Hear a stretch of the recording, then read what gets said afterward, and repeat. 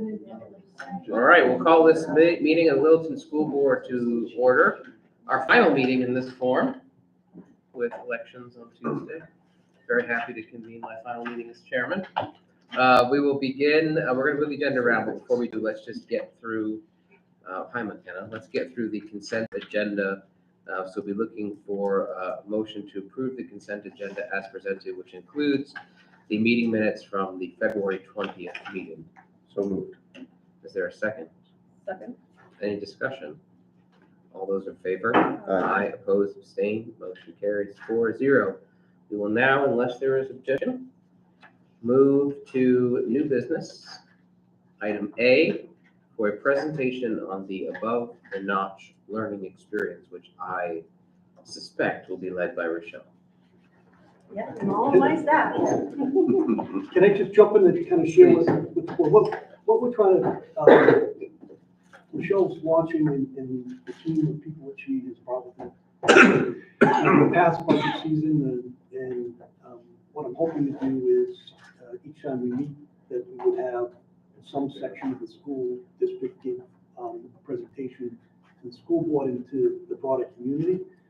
Get a sense of things that are going on that people may not know about. Also, it's a chance to share some of the really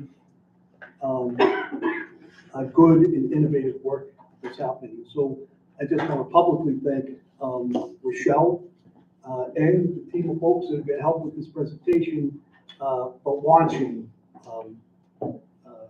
this endeavor. So thank you. Cool. So we will share you this presentation with all of you afterwards, since we finished it this afternoon. So that's what you get for going first before vacation, after vacation. Good work. Mr. Brown. So we're going to do a presentation to ATM through Cultures of Thinking and where we are in this process. I put in our mission statement for you to know, and I wanted you to really know that we are a personalized learning approach, competency-based education with a project-based approach. That's ATM. That's what we do at ATM. I also wanted you to know that we have a total of 241 students that have accessed ATM since 2018 in the September. So the first graduating class would have been 2019. Our current enrollment is 71 students, ADP 55, which is the diploma, 16 AEL, which is services, which means that we have 16 in HiSAT or in ESL, English as Second Language workshops. We've graduated in our school since 2019, 75 students. And we currently have 20 students scheduled to receive diplomas on Tuesday, May 23rd, 2023, in the gym at 6 o'clock. So that's a big deal because I've done individualized graduations for the last 3 years with COVID for the month of May. So I'm pretty excited to do one this year. I also want to note that under the HiSAT, we got HiSAT off the ground. Can you please explain what that is? HiSAT used to be former GED. Okay, thank you. For the state, and HiSAT's been in the state of New Hampshire for 10 years, but I still have to refer back to what is that. We have 2 students that have already graduated HiSAT, and we have a potential of 3 more finishing the HiSAT by May, and I will recognize those students in my graduation. So who is an ATM? So let's meet our staff. Melissa Jones teaches Cricut machines, and she will be presenting tonight. Jeremy Brown teaches aviation and aerospace drones, and he also team teaches that with Frank Lombardi for the GIS and survey pieces. So they did a team approach this year. Dave Harkless did bike tech.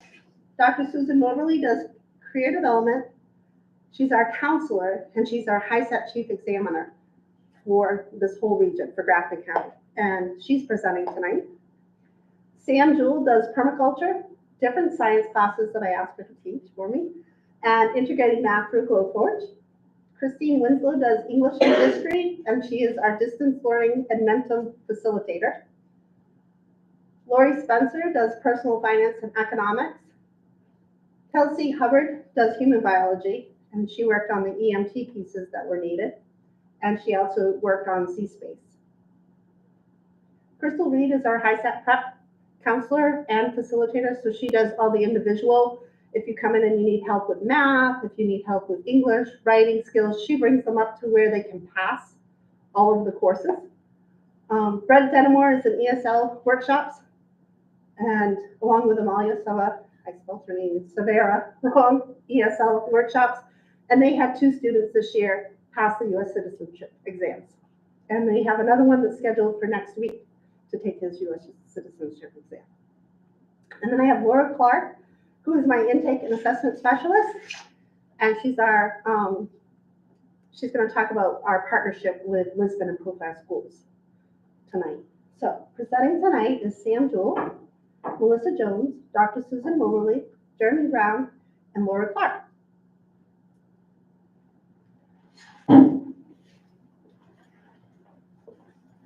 Thank you. I'm Samantha Jewell. Just to give you some quick background on me, I've been in Littleton for 8 years. I taught 2 years before that in Whitefield. Technically, I'm certified 5 through 12 for pretty much every science that we offer. Currently, I teach 8th grade science, 7th grade was first semester, and I also teach physics. For Rochelle, we were actually talking the other day because we can't remember like when I started with Above the Notch. I think originally I was a student. I took a permaculture class, and my particular project was a business plan to raise goats on my property. And then I think Rochelle sent me or gave me the opportunity to go to the Buck University or Buck Institute for project-based learning, which I'll talk about. And then when I came back, I taught biology, and I just finished teaching a math class. I taught permaculture and maybe medical terminology coming up. So I kind of have like run the gambit when it comes to Above the Notch here in Littleton. So most of the instructors, pretty much all of the instructors use this project-based learning model, which separates the teacher out of that role of providing all of the information, where we kind of say like it's less about teaching and more about facilitating. So it's a cyclical model where the teacher or instructor will provide either a challenge or a question for the students, and then also provide access to information. When I taught permaculture, we would go out to different sites. So we went to, because I'm nervous, the name is escaping me, but we went to various nurseries around. We went to Meadowstone so that the students could see these permaculture practices in person. We watched documentaries, we had discussions, and the students really identify what they want to learn about. And then I provide those kind of like resources as sort of like the expert resource finder. Since most of the students are not used to this learning model, that first go around is me providing a lot of that information and a lot of those resources. And then kind of as they get more used to it, they will say like, hey, can I contact this kind of person? And hey, where can I find this information? And again, I'm just facilitating. As kind of that professional or like more adulty adult, I can maybe make the connections for them. And I've taught everybody from a 16-year-old who I had previously taught in day school to someone who was old enough to be my father. So Above the Notch also kind of runs the gambit of who can be a student here. I've even had coworkers that have been my teachers, coworkers that have been my students. So it's very much like community-based. And this project-based learning model allows everyone within that community to bring their specialty to the table. So the graphic there is just from the Buck Institute. It kind of goes through that cyclical model. So again, when we're talking about like thinking routines, project-based learning really incorporates all of those things together. The Buck Institute breaks down project-based learning into 4 steps. So there's a launch, which is a lot of brainstorming and collaboration in terms of identifying projects. And then there's that build knowledge piece where the instructor kind of takes on the lead role and offers opportunities. But the students, as they get used to the project-based learning model, will contribute to that. And through the whole time, the students are working together. So if you have an idea for my project, like I want that idea, and we share those ideas together. And then develop and critique is really the practice portion where students are working together to offer their presentation and take on the feedback and then kind of further refine their product. And then finally, there's a present piece. Most of the time, my students choose to just do a presentation kind of like this. but it has been in different formats where some students just show pictures and talk. Other times they have had videos or just kind of a traditional slideshow. And again, as they get more used to the model, they kind of break out of that comfort zone a little bit more. A lot of students are used to stuff like this, so that's what they go to. And then this is just a personal plug. I really love the permaculture class. I taught it last summer. One of the main projects that one of the students did was he had a small garden that his mother had started with him, and he decided to kind of extend the garden for his daughter so that they would have a place to hang out. And he connected with one of the nurseries that we visited and got some perennials, and he and his daughters planted the garden in the summer. By next fall, the course will also be completely online. We had an above the notch student from Florida, so this permaculture class would have been an option for that student because it's all online. And then this May, Rochelle said that I could run a 2-week immersive class because here our kind of like growing season or that warm season for plants is really short. And there were quite a few teachers who wanted to take the course, but because of how it was offered in the summer, it interfered with summer school. So we decided to do this 2-week short class right before graduation. So you all are welcome to take that too. So it focuses on the 12 principles of permaculture. Permaculture is essentially this idea that we can have agriculture that doesn't necessarily take too much from the land. It's literally permanent agriculture. But the 12 principles span everything from self-care to community involvement, and then of course land stewardship and growing your own food. So students basically choose a topic, we go and explore those ideas, and then they do some kind of presentation. So do you have any questions about project-based learning or permaculture? Did you ever raise the goats? I did. Yeah, I had 5 goats, 5 boys. I had to stand at the farmer's market to fund it all, built a coop or built a house. We had guinea hens and ducks, so it extended beyond that too. Yes. So how do you find students responding to the project-based learning? I think they really like it at first. Excuse me. I think that they're nervous about it because they don't think they're going to be good at it. Most of my students are at their first class of above the notch. I've had a few that have had a couple of classes, so they're more comfortable, and they offer support for the new students. Have you taken anything that you've done here and applied it to what you do in day school? I do a lot of project-based learning anyway, especially with the class like physics, where the students, it's really like problem-based. And physics can be really boring. It's all just math. Within middle school, I would say that there's maybe more hand-holding. It's still more of that direct instruction because they don't have as many skills as the older kids. But the kids that I have right now, I also had them as 7th graders last year. So they're kind of like coming into it. But since I only have them for 90 days and then don't have them again for another, pretty much a whole year, it's a lot of kind of catch up. Anything else? Thank you. Thank you. Hi, I'm Melissa Jones, and for those of you who don't really know me or know me well, I teach the 7th through 12th grade visual art here at the school. I spent 7 years over at Profile as a paraeducator. When I got my master's degree, I went to Lancaster School and I taught K through 8th grade. And then the opportunity here had opened up. There was a position that was open, so I came here.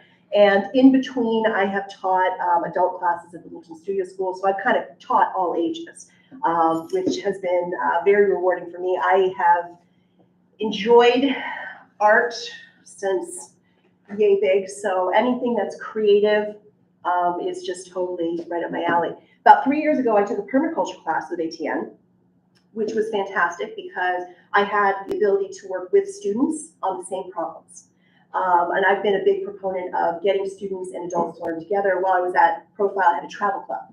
We could travel with photography. So we had teachers who would go on these trips, not just as chaperones, but to actually experience new things with the students. And it was so cool. So I'm a big supporter of all ages learning together. I teach the Makery Magic class, which is all about the Cricut Maker. If you haven't seen a Cricut Maker before, or I know you have, or any of Cricut products, maybe you've seen them and you're like, what is this all about? Basically, it is a machine that cuts stuff, whether that's paper, whether that's a mat board, fabric, food. You can actually get sheets for icing sheets and cut those. So it's basically a tool that you tell it how and what you want cut. And you do that through a design program. Now, there's no curriculum for this. Rochelle had come up with the idea that she wanted to get X amount of Cricut makers, and she really wanted to create some kind of creative design course. So she said, hey, would you do it? I said, okay, yeah, I can do that. So the beauty of actually not having any curriculum out there was that it gave me the chance to design one. And the arts in and of themselves, they're always, as far as I'm concerned, project-based learning. That's what it is. You are learning techniques, you are practicing those techniques, and you are producing something from using those techniques. So in creating this, I'm a huge fan of our big three.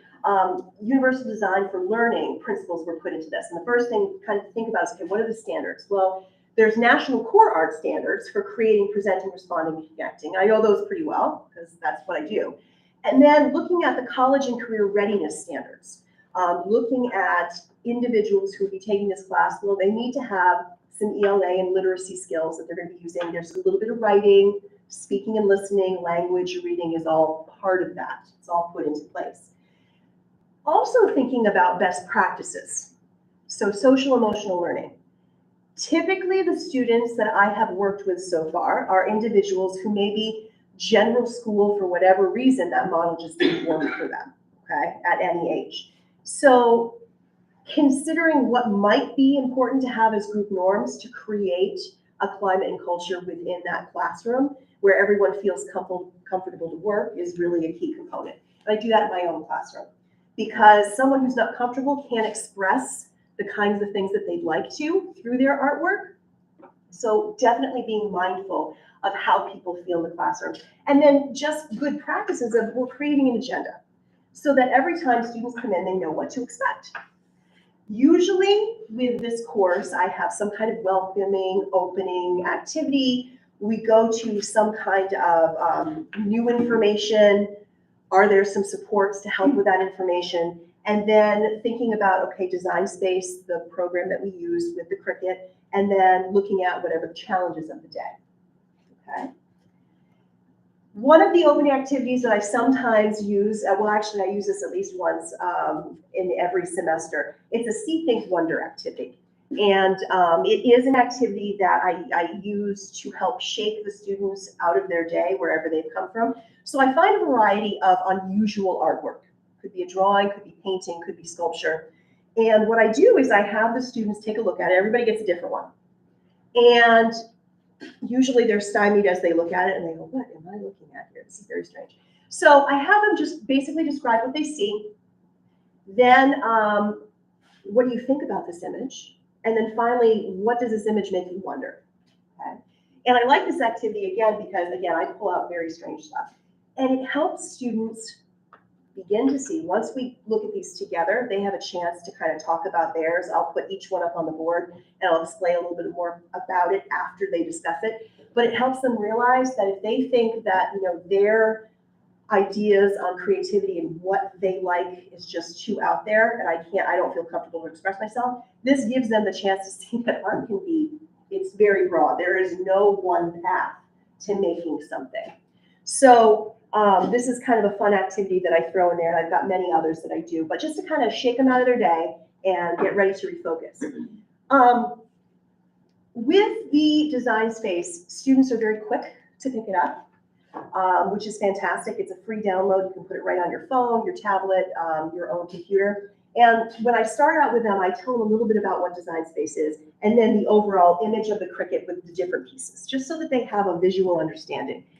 Once we've kind of got whatever new information is needed, then I give them their challenge, whatever that challenge is going to be. So for this one, they were creating a name tag, which allowed them to, they previously used the shape tool. Now they were going to use the text. They could start looking at images and basic things to consider.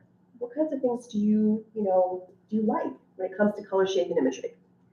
Consider design. Maybe you want to make sketches first to help the brainstorming process. Consider your font size, image size, overall size of the piece. How big are you going to make it? Once they've got that, then they can cut. We do have a rubric which they would be looking at to help them know exactly how they're going to be graded, and then they know that they would have some kind of group share. So when it comes to this idea of assessment, now we're competency-based assessment, we would have some kind of classroom group share. So they'd be kind of together, kind of the way you guys are. We'd have everybody's project on the table, and I would just ask, basic questions. And what is popping out to you here on the table? What is looking really interesting? What are you liking about this? And eventually leading them into, okay, now what kind of helpful ideas could you give your peers maybe about their work? And when it comes to that, it's really hard. So you've got to grow that classroom community so that students feel okay to be able to say, okay, well, what if you tried this next time? Or I like that color, but have you thought about doing what, so-and-so did? Something like that, just to help them learn. They do a self-evaluation on their work. There's usually some kind of thinking question at the top tied to a standard. And then we've got our creating, presenting, responding, and a Crusader competence there as well.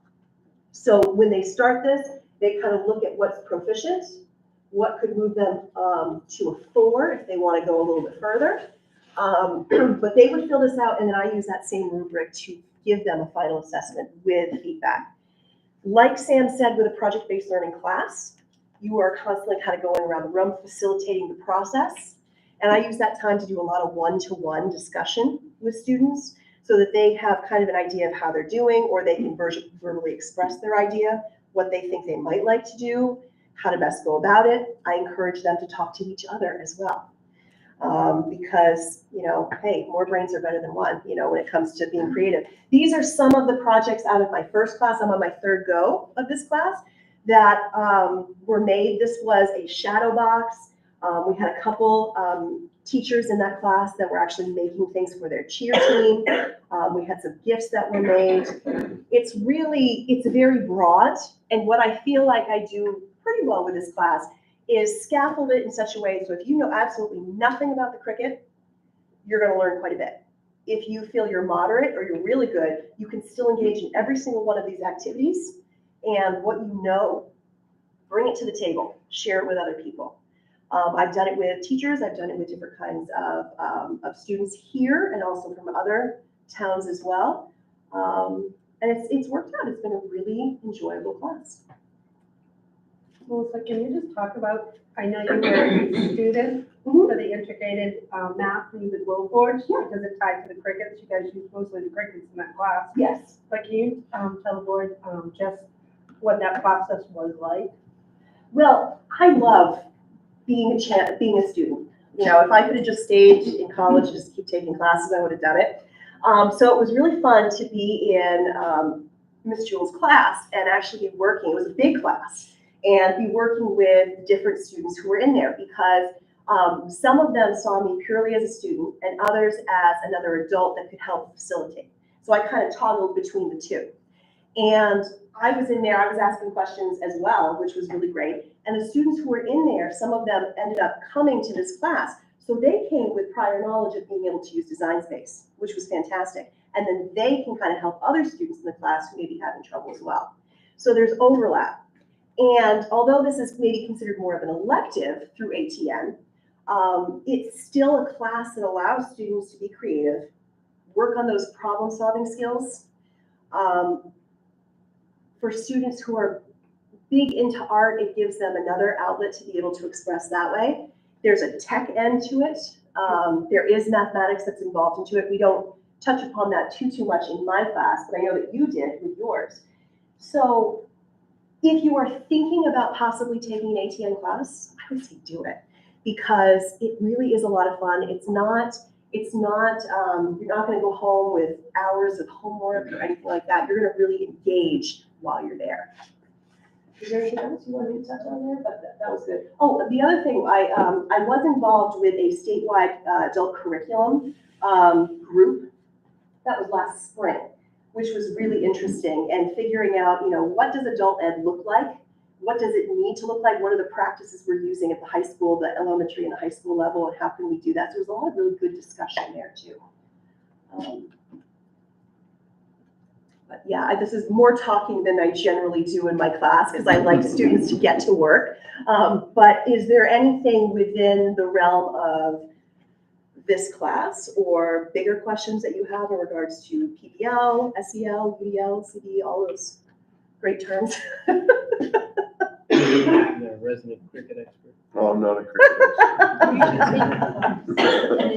We also talk about that your curriculum, her curriculum that she's developed here is being published with the state. Okay. Yeah, the state is asking for it. Live. We've had other schools ask us for it as well.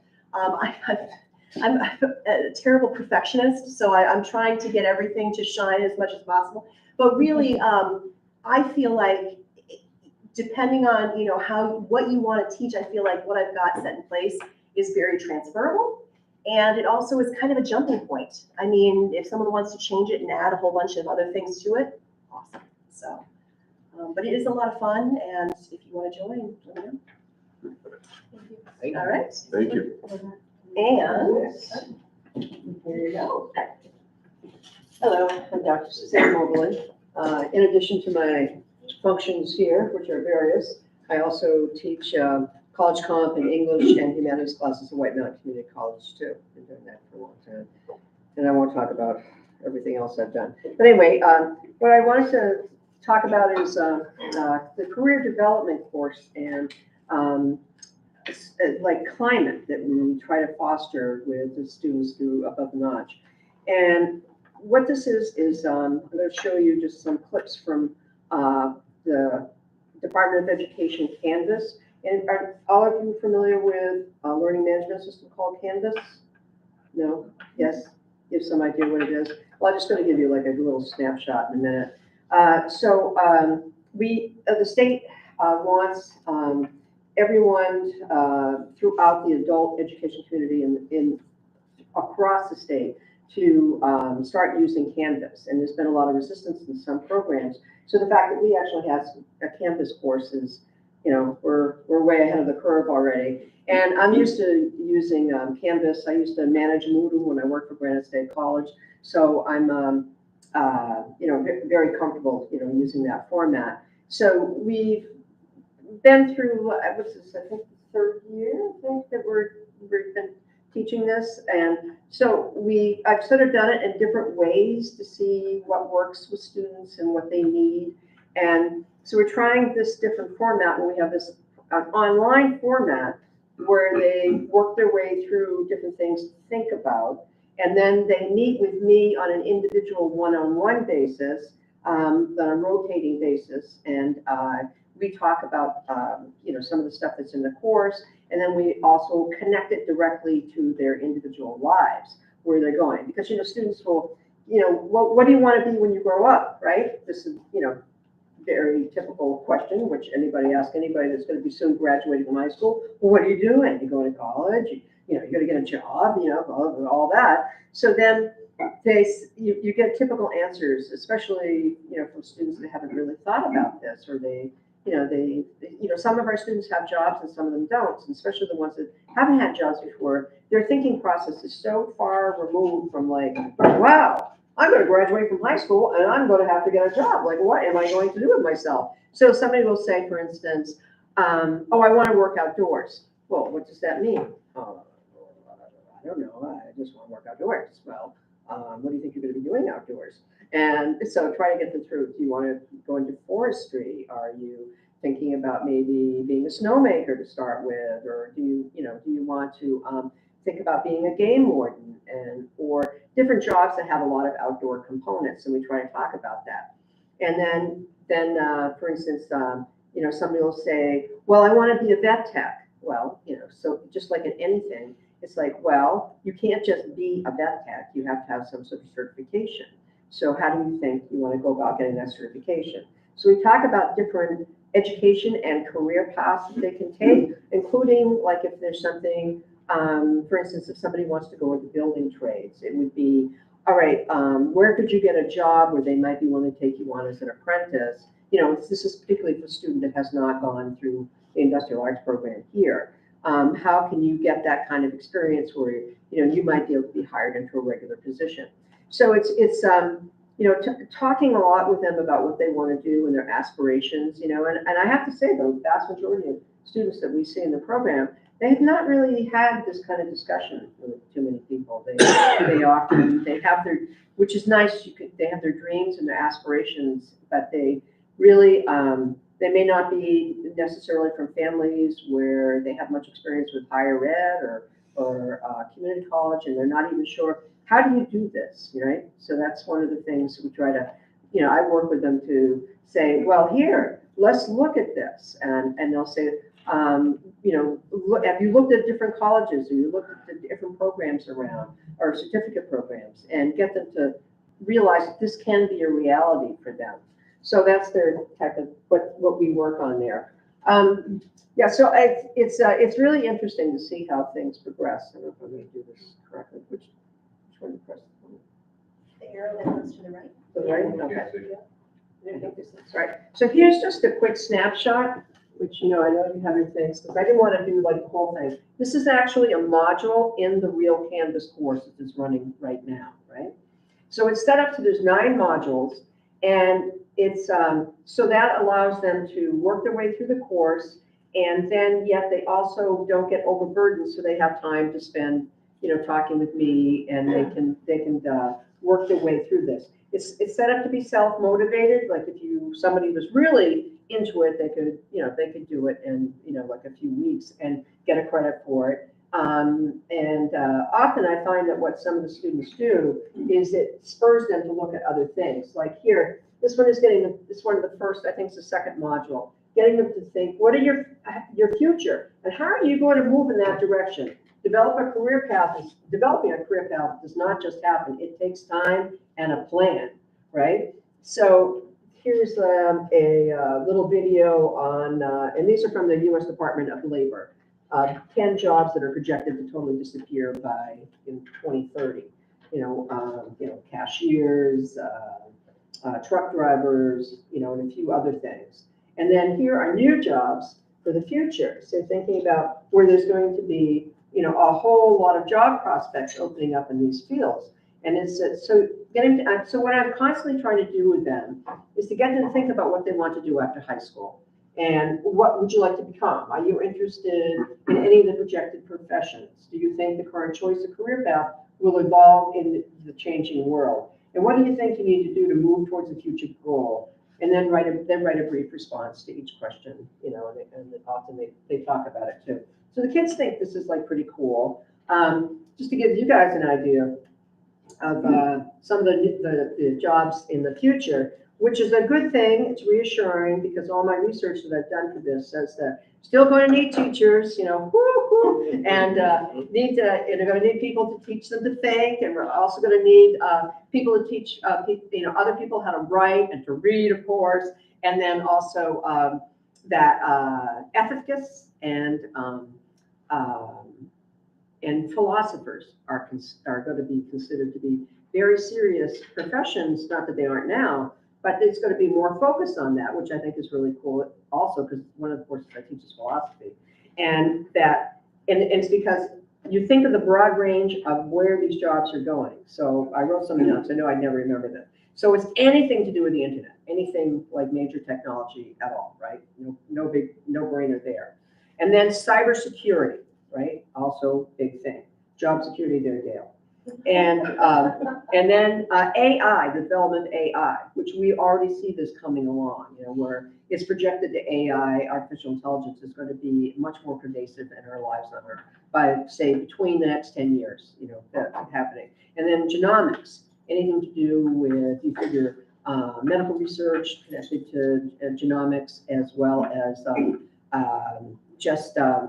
you know, how people's bodies function and that type of thing. So that's going to be, you know, it'll be interesting to see what kind of jobs evolve from that. And then drones, the use of drones is also considered to be a very safe job path because there's so many different applications for that. You think that, package delivery by drones is supposedly going to become more prevalent than it is now outside of cities. I will just fall on the floor when I see an Amazon drone delivered to Littleton, I'll tell you. But, and then there's virtual reality, VR is going to be a very big thing, and we're already coming to that. And you figure what's involved with that, between that and artificial intelligence and virtual reality, and how those two,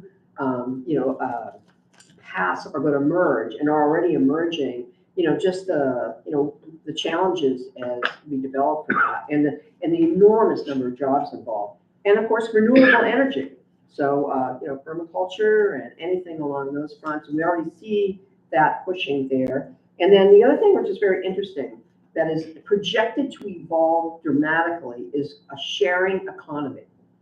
Because there's this, depending on what you read and everything, that there's the opinion is that as younger people are more and more disenchanted with the current economic system of the world, that they're going to eventually move to develop something that is much more equitable. And so you have more equitable distribution of wealth. And of course, having a sharing economy where people don't have to buy everything and live in their little silos like we all do now is going to evolve and require a lot of management for that. So I think that that's really sort of like cool and exciting to think of that. And of course, big data, anything to do with accumulating data and analyzing data and using data to explain the world. And then the last thing, which is really cool, is blockchain technology. Now, if anybody knows anything about Bitcoins, which I've only recently just learned about this, so, I couldn't wrap my head around it at first. But one of the things I learned about was blockchain technology, which again is another one of those ways of changing the economic system so that money and how money is transferred from one person to another is not going to be the same way that, that we think of it now. And it'll operate like on the Bitcoin sort of process. And this takes a lot of management, but it's doesn't necessarily mean it's going to be Bitcoins, but that's just like an evolution of technology. So we'll see how that goes. So that's one thing. And here is like choosing a career activity. So they go in and look in the Department of Labor. They look at the Occupational Outlook Handbook. It has like over 300 occupations listed. So then we talk about it, and they research something that looks interesting to them. And then one of the activities they have is how does the occupation fit into your skills and interests, right? And what will you be doing in this occupation? Like I have an interesting student this semester. She's actually, really intriguing, and she wants to be a vet tech. And she says to me, I want to be. I said, well, you need to have at least some certification. You just can't show up and start doing things with dogs and cats without any training. Well, I'm not going to school. I hate school. That's why I'm here. I hate school. And that's cool. I can understand that, but this is not one of those jobs where you can just go knock on the door and say, hi, I want to work with animals. Maybe somebody would let you, but still legally, I'm pretty sure you still have to have some certification to be able to do this so they can actually pay you and have you on the books. What? And she was so upset. She goes, what do you mean I have to go to school? And I said, well, what are you planning on doing for the rest of your life? Well, I want to do that. We sort of got her to the point now she's accepting, but for the first couple times I met with her, it was this circular conversation. It was like, all right, okay. And then what was really interesting is part of one of the course things they do, like the old-fashioned aptitude test, right? And so she did that, and she was so angry. She comes in, she stomps in, and she says, the kids call me Doc M. Doc M, I want you to know that I am so upset over what my test said. And I said, what are you upset about? I said I should be a writer, and that I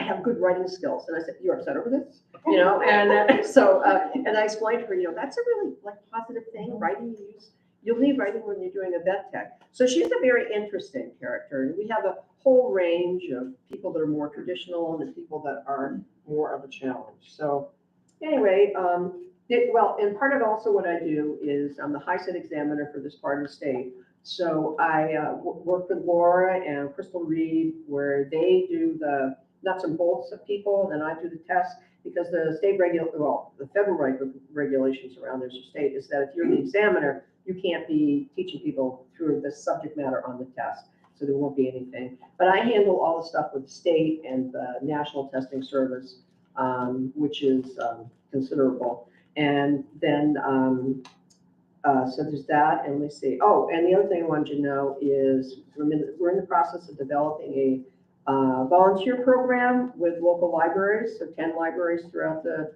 state, and to see if we can recruit volunteers to work with people that need just a lot of emotional support as well as academic support. So they can work in concurrently with Laura and Crystal on that.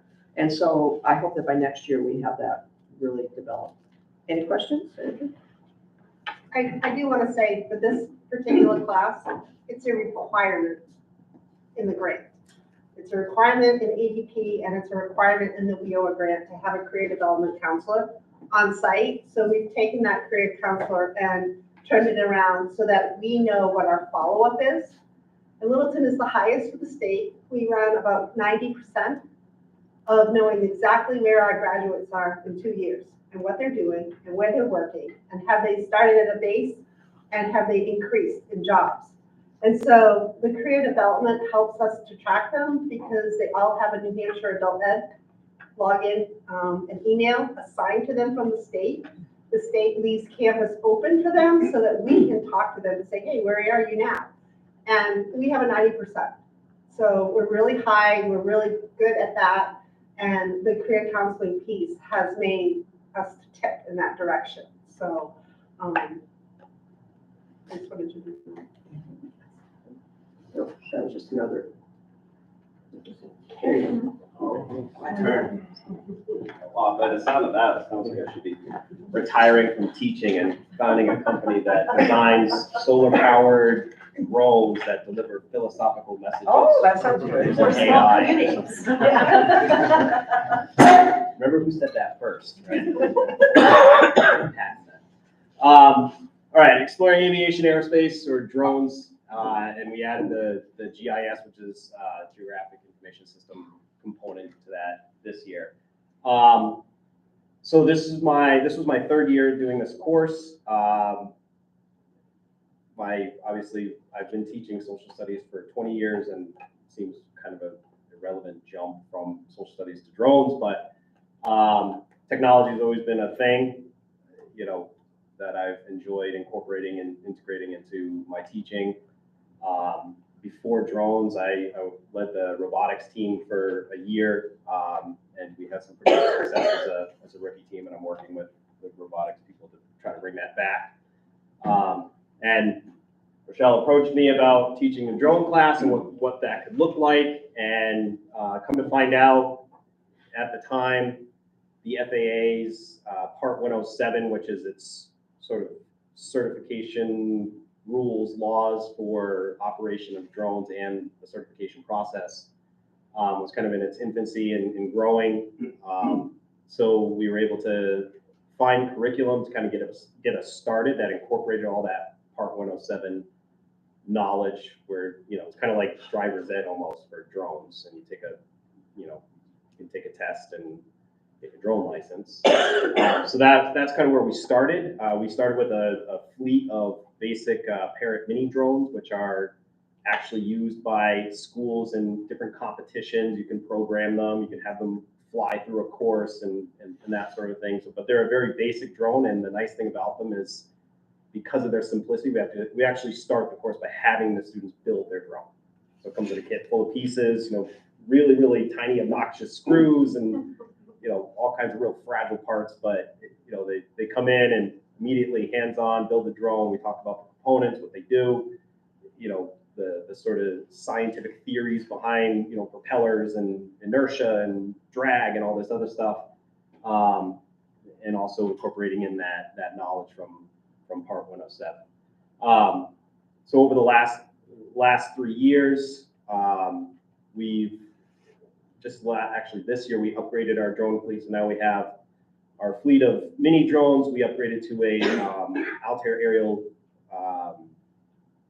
Green Hornet drone, which now has a 2K camera and GPS capabilities.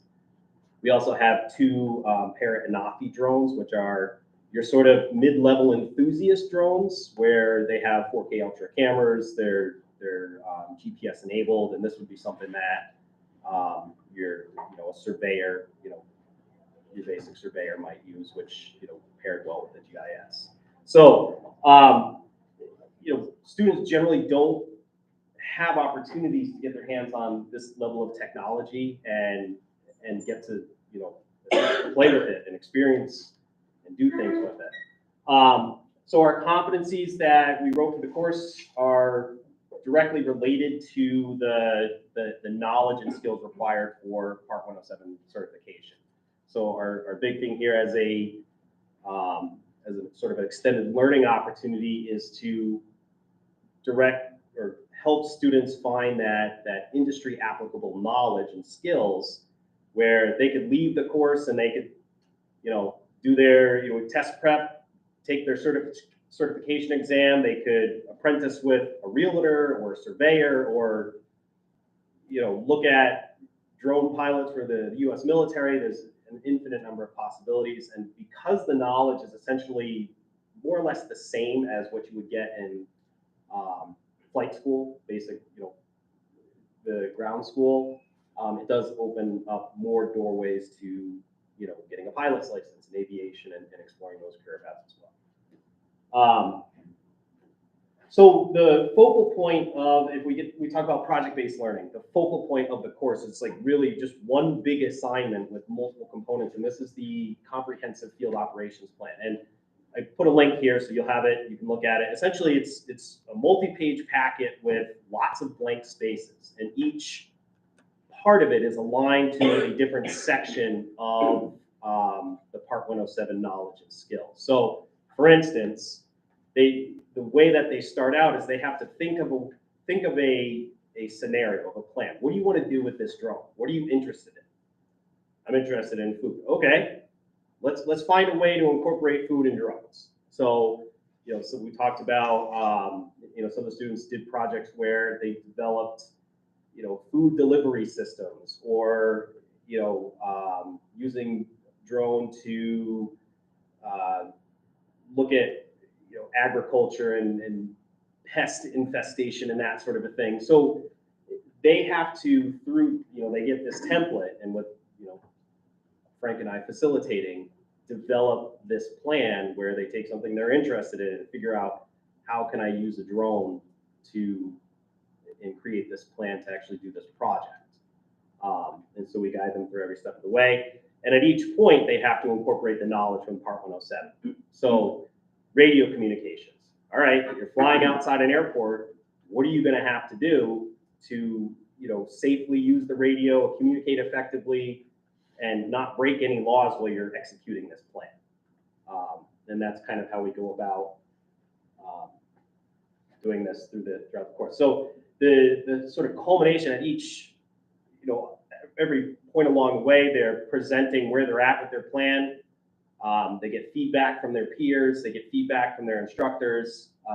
We do a lot of practice with, drone piloting skills. Like, okay, a big component is like, well, you need to know how to fly the drone. So if you're going to be, chasing a mountain biker while they ride the trails, and or you're going to be mapping out trails, well, you need to be able to dodge branches and not run into anyone or damage any property or anything like that. So there's that component of making sure that your flight skills. And one of the highlights of it is our payload challenge, our rescue Roger. So this would be an example of one of the sort of inquiry-based activities where we're helping them develop flight skills, but also knowledge of payloads and what effect that has on the the drone system.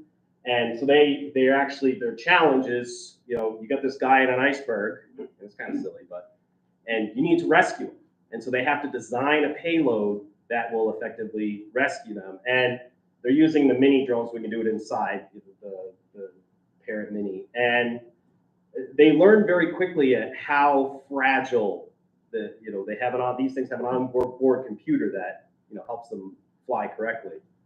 And they learn very quickly how the slightest tweak to the airframe or weight addition messes with it. And it's not as easy as you would think. I'll show you. Play. Oh, you know why? You don't have it's not set up. So you can see they have like the pipe cleaner with the little hook on the bottom that they made with a paper clip. And you've got Roger on his little melting iceberg there. And it takes a lot of sort of fine work. And more often than not, they fail. And there's a lot of, the cool thing about it is there's a lot of sort of problem solving and discussion. All right, what went wrong? Some of them actually hook Roger, and then they find out that immediate addition of weight, the drone just, flies off and goes crazy, and it's it's a lot of fun. But again, the whole time they're getting that real fine motor skills, and they're honing those skills they need to pilot the drone. And more formally, we have everything is sort of scaffolded, where we have flight skills assessments as well, where we have basic flight skills, like can you go up and down and left and right and turn around and that sort of a thing. And we assess them multiple times throughout the course. And then they have advanced flight skills where now they're, how's the quality of your, they go from the mini drones here to the mid-level, and like how's the quality of your image captures, or your picture taking, your video, and that sort of a thing. So it becomes, and by the time they're in, they're very comfortable flying drones. They have a knowledge of how to incorporate whatever data or information they collect from the drones onto the computers, into the GIS system, and use that information effectively. We do a lot of work in the field. The addition of the school van was a real blessing, and the fact that Frank is a bus driver. He was able to take us to different sites, and you can see we spent some time down at the Riverwalk doing a little surveying and mapping. And the beauty of it is when they leave here, they have, industry applicable skills. They can, take that experience with them. They have a pathway to multiple career fields that are in demand and, very well set up for the future. So, any questions? Can you talk about your experience with teaching a class like this with adults? Yeah. So you have the PD that sits in all of these classes with you on a regular basis. Right. So because of the nature of the course, like, you've got, adults that are drone enthusiasts, that have some experience and, bring a lot of, knowledge to the course. And then, like last year we had a few of the officers from the LPD in there.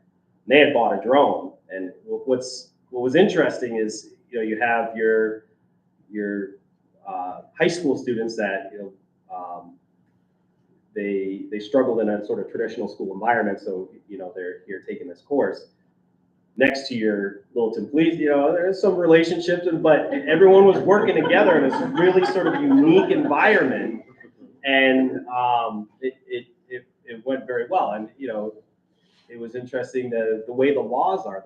They're federal laws. They're not local laws. So if you're flying a drone and you're creating a nuisance, the local laws of disturbing the peace or whatever they might be, but the federal laws, unless you have an FAA, officer here in town, looking over your shoulder, which not many places do, really they only show up if you were to crash your drone or cause some, damage or the way the laws work. So it was interesting to see, get that perspective of law enforcement and how drones can be used, but not just how drones can be used from a law enforcement perspective, but also enforcing the law in regards to drones and drone use, because you see them flying over fireworks on Main Street, and I'm like, oh, hey, you just broke 17 federal laws. It's just,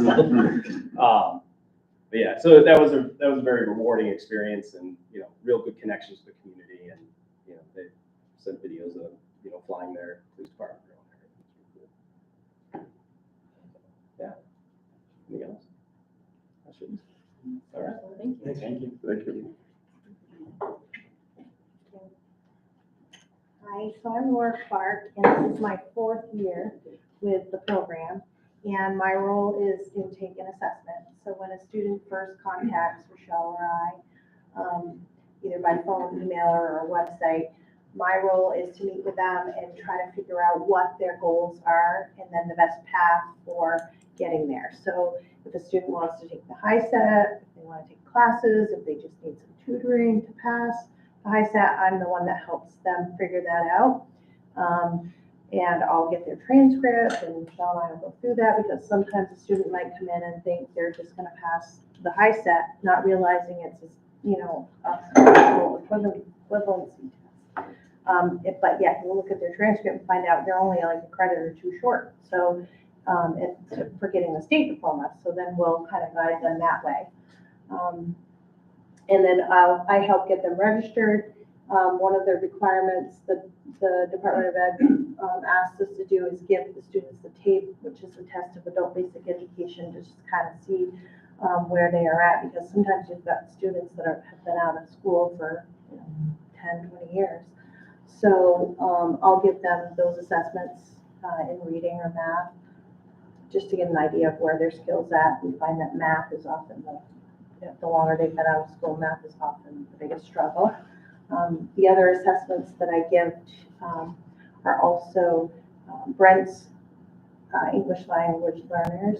Once they've reached 40 hours, we have to give them assessments to see if they've made gains. So I'll also test his students, as well as if we have students before they can take the HiSET have to complete practice tests.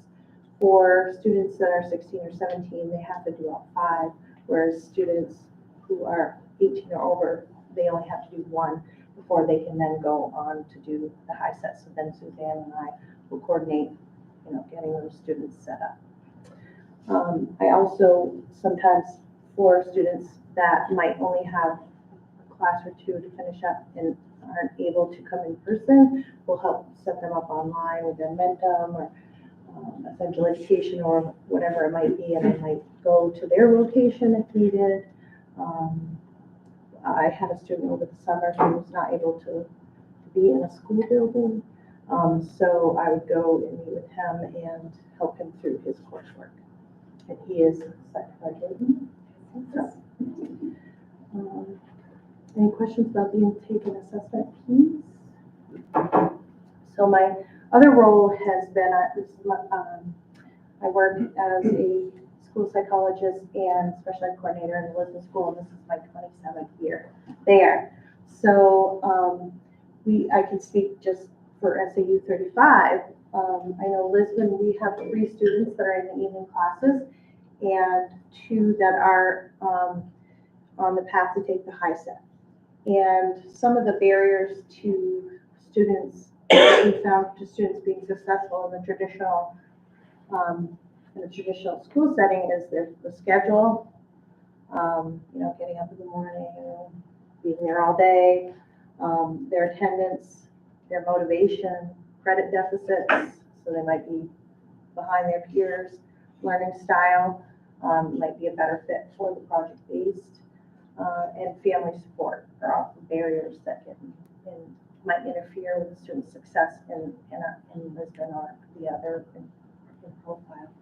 So we've found that because of the project-based learning and the schedule being in the evenings, one class 1 night a week, or 4 classes that are each subject 1 night a week is a better fit for the students. So we've had SAU 35 is having tremendous success with the Above the Notch program, and our numbers are increasing of the students that we've been sending.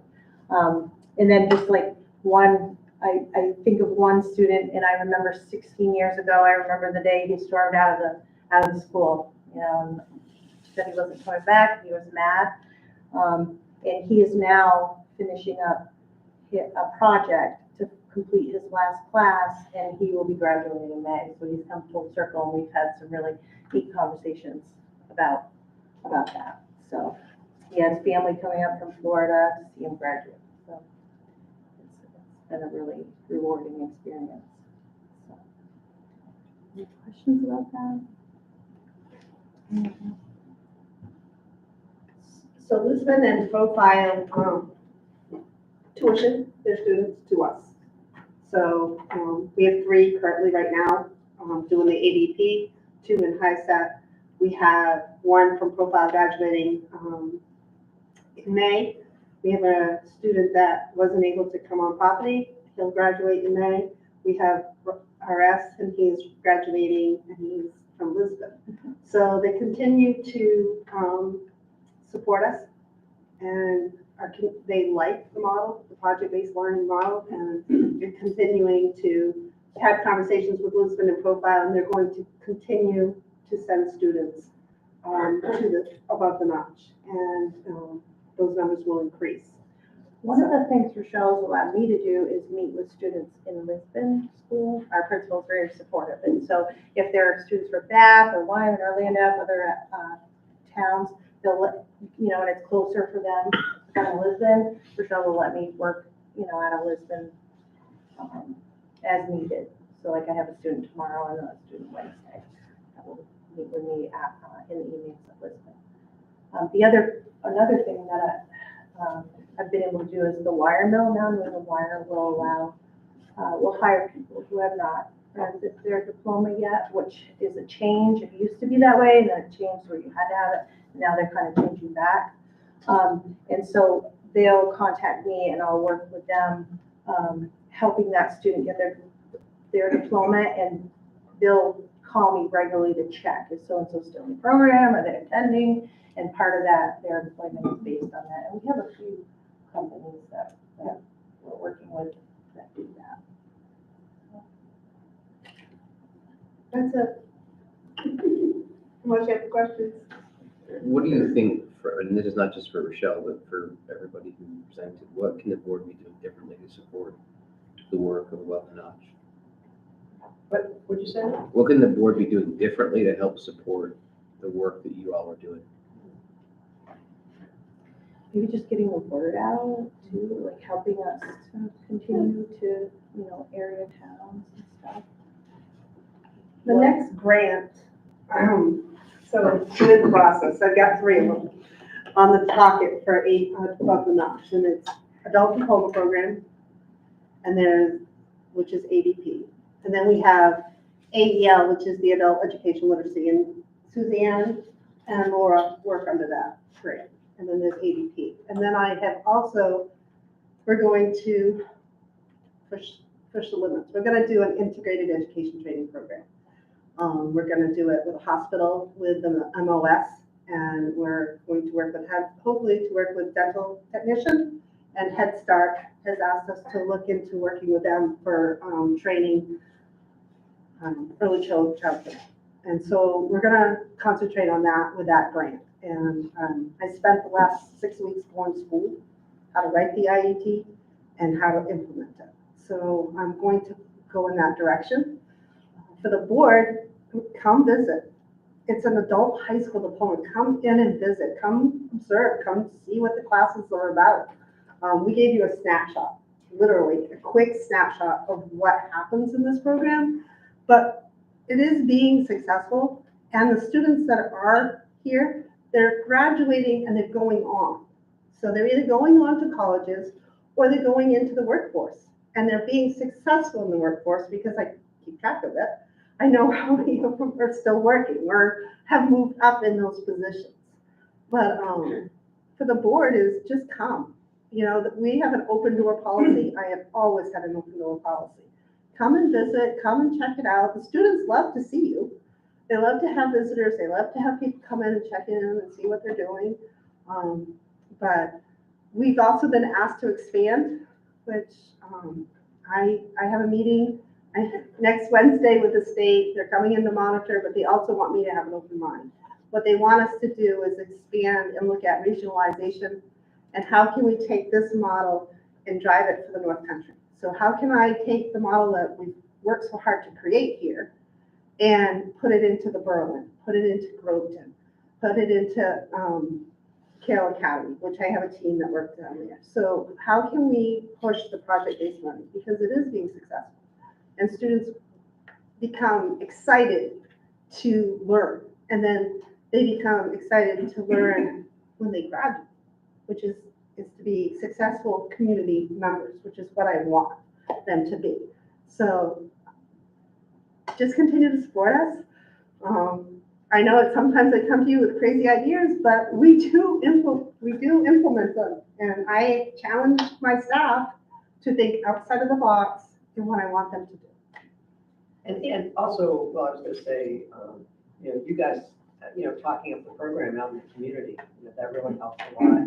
There's a lot of people, they'll hear, Above the Notch Community School, well, what does that do? And they also, it's sort of frustrating because we get lumped in with the Littleton Charter School, and it's not what it is. And also, or they think, oh, you're just doing GEDs. No. We're doing that and so much more. So, that kind of community publicity and clarification really helps a lot too. Just to piggyback on that and what you had said, one of the biggest things that I noticed with the students that I'm working with in my classes has been this boost in confidence when they see that they've done something and they've done it well, whereas their previous experience, they just keep hitting walls or aren't getting that positive feedback. It changes them to get that from the adults that they're working with or from their peers when they see and feel that they're being successful. So to have that confidence build is super important because then it will allow them to go on and be successful.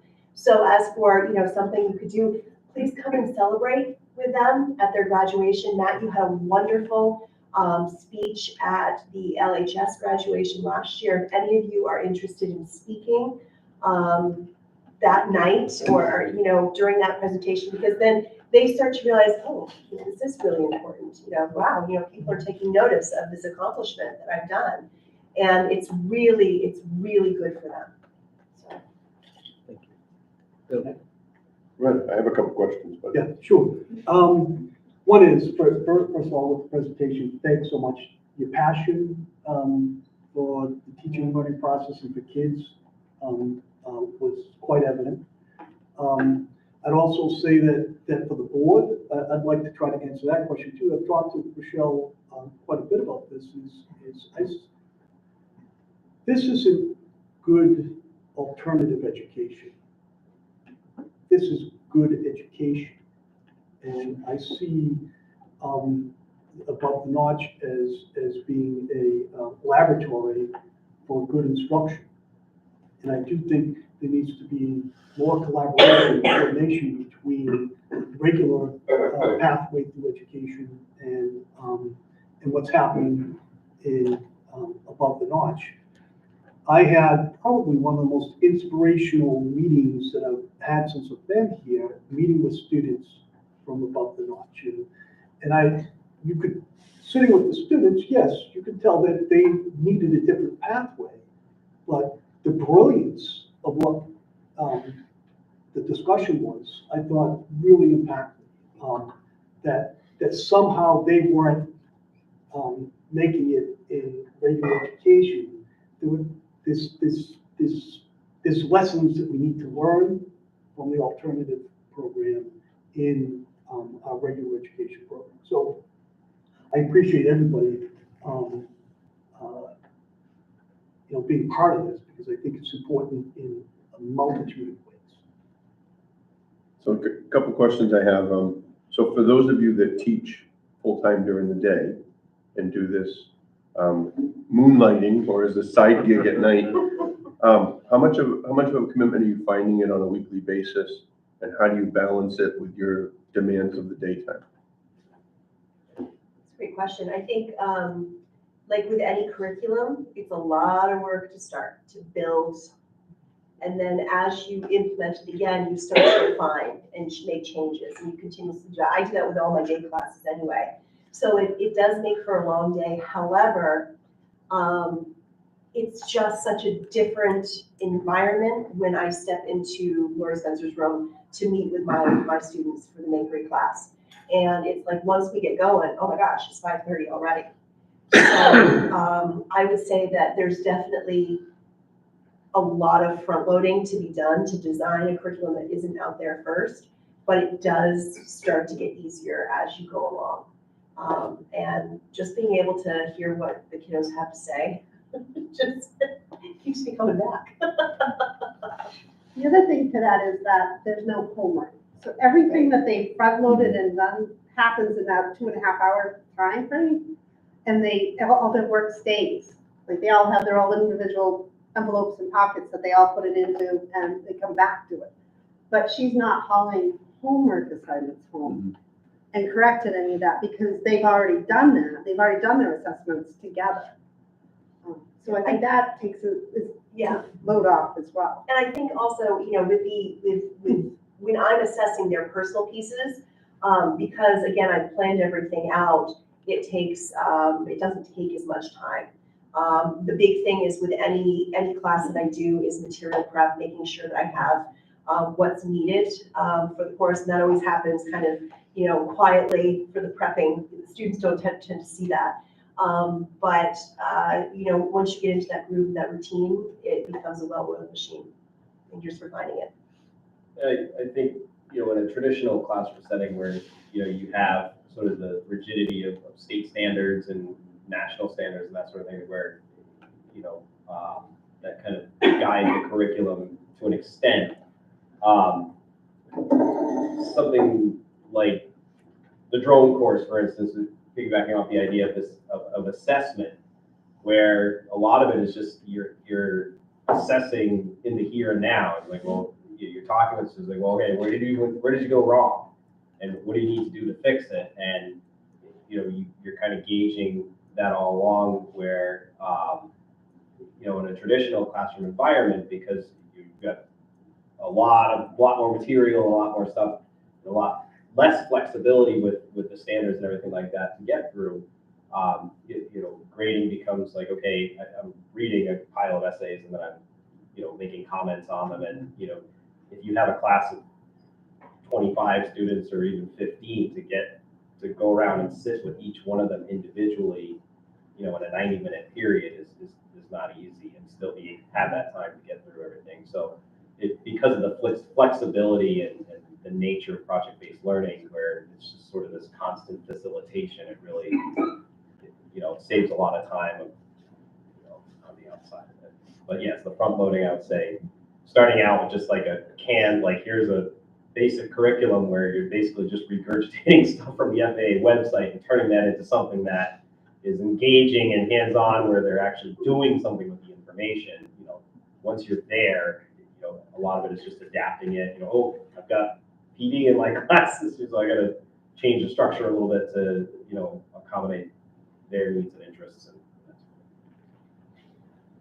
So the next question I have is more probably for Dr. Hart, Al, Vanessa, and Rochelle. Is, I believe this year's graduating class from Littleton High School is another small one, 20, I might be wrong, 20, 25 kids. 2 years ago, we had a really small group, again, 20, 25 kids.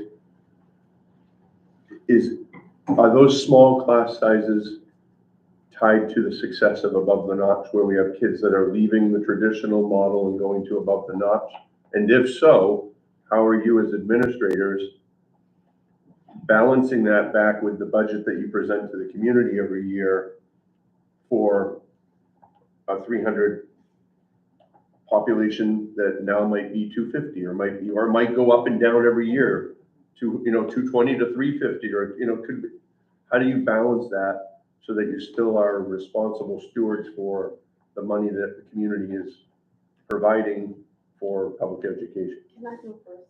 So I want to say one thing. Any student in 16 and 17 and 18 years old, or to the age of 21, okay, are considered duly enrolled, which means that they have to stay on the rolls at Littleton High School, and they can be on ATS. The difference is that they would get a 20 credit adult high school diploma, which looks different than the state diploma, which is why I want to emphasize that. Our diploma is slightly different versus the 28. But as far as if we're talking about adequacy or different things, your students, those students are still Littleton High School, which is why the diplomas say above the notch community school of Littleton High School. So we're essentially a school within a school that operates under a 702 ruling versus the 306 rulings. But you have to look at the bigger picture. What do we as a district want? And we have to look at, we want our students to be successful. We want them to graduate with a high school diploma. And so I think that when I came here 5 years ago, that students were everywhere. And now we at least have students that are being legit, I can't think of the word, community members. They're contributing to your community. They're ready to be a part of the community. They've learned, they've gotten their diploma versus us shuffling them. So Above the Notch has helped. As a district, I'm paid by your district. And then all of the program is run by grants. Right. So there are students that are both schools, you still have to count them. Adults over the age of 21 are supplemented 100% by the grant. And the grant scholarships them and we charge them $125 per course. If they come from out of district, they're charged $500 a course because again, they're duly enrolled. So they still get to count them on Lisbon rolls and then we get to keep them as well. So I think that our program is, not everyone is going to make it through the traditional school. You know that. We've known that since the beginning of schools, right? But not everyone's going to be successful at the charter school. And you have to have many multiple pathways for them to be successful. And then at the end, we're all celebrating that our students were successful, regardless of what pathway they took to get that diploma. So I think that's what we look at, is what is going to work best for that student. And Above the Notch is personalized. So we are looking at what is going to work best for that student. You're not counting them twice for graduation. They either graduate in your program or with. Right, at the high school. With my program is that it's an adult high school. So you might be there for a semester, you might graduate at 17, but you might still be sitting there at 21 to get whatever you need to graduate. So, to answer that question goes back to my comments before, is I think that looking at this smaller environment where you can really focus on something like project-based learning as an example, and start to integrate those concepts into the regular education, I think it also is going to, it's going to minimize, ATN will really be the alternative program instead of taking, a lot of the students.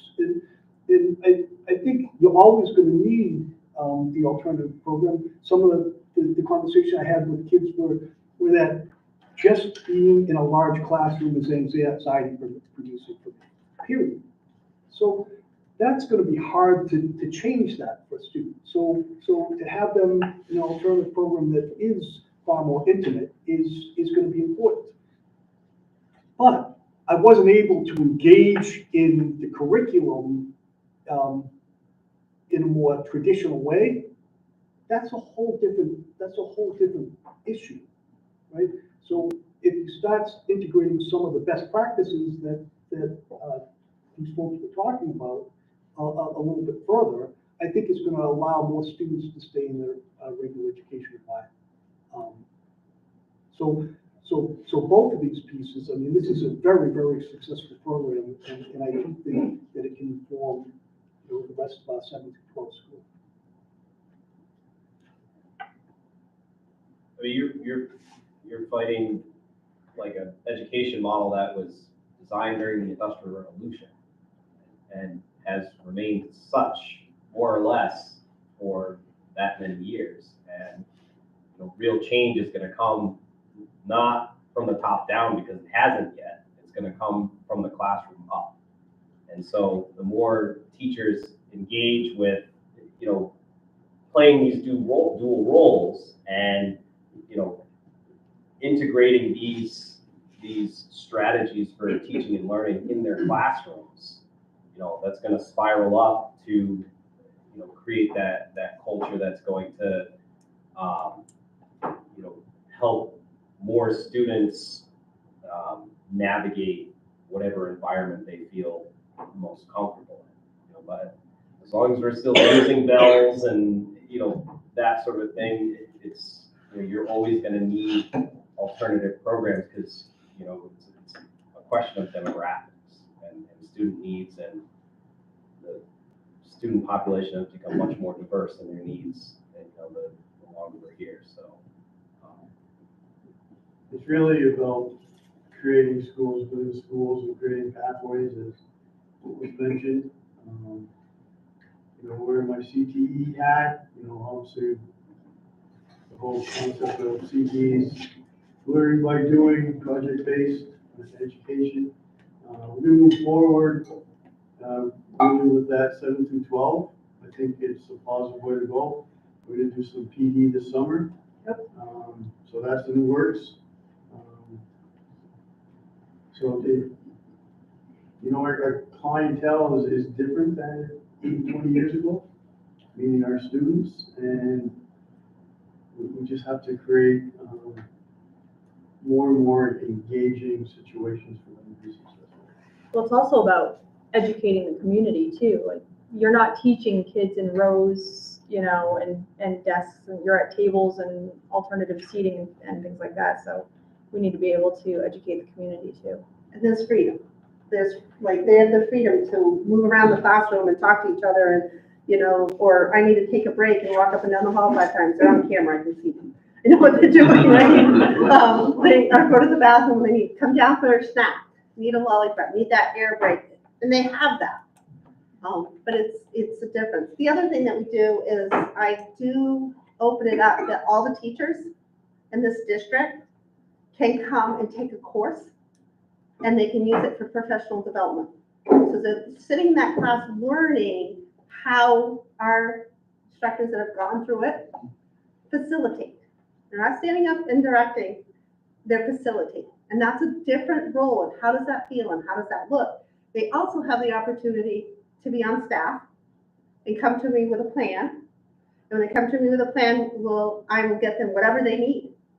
We want 10 crickets, sure. We're gonna buy 4 more crickets, and it's gonna be for food only.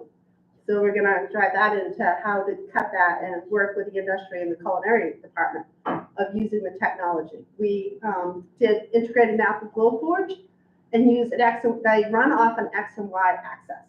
So we built into all of learning algebra to run Glowforges. Then the connections come together, like, oh, that's why we need to learn how to use those math concepts, bike tech, how to use the physical science pieces in your bike when you're building it, like to put all your gears together and how those all integrate. So the advantage of Above the Notch is that as long as I can show competencies and they're meeting those competencies, that I can crosswalk now. So I'm not siloing. You have to take the math class. Now you got to take the science class, but you can now I'm running English with U.S. history through Lit and Film.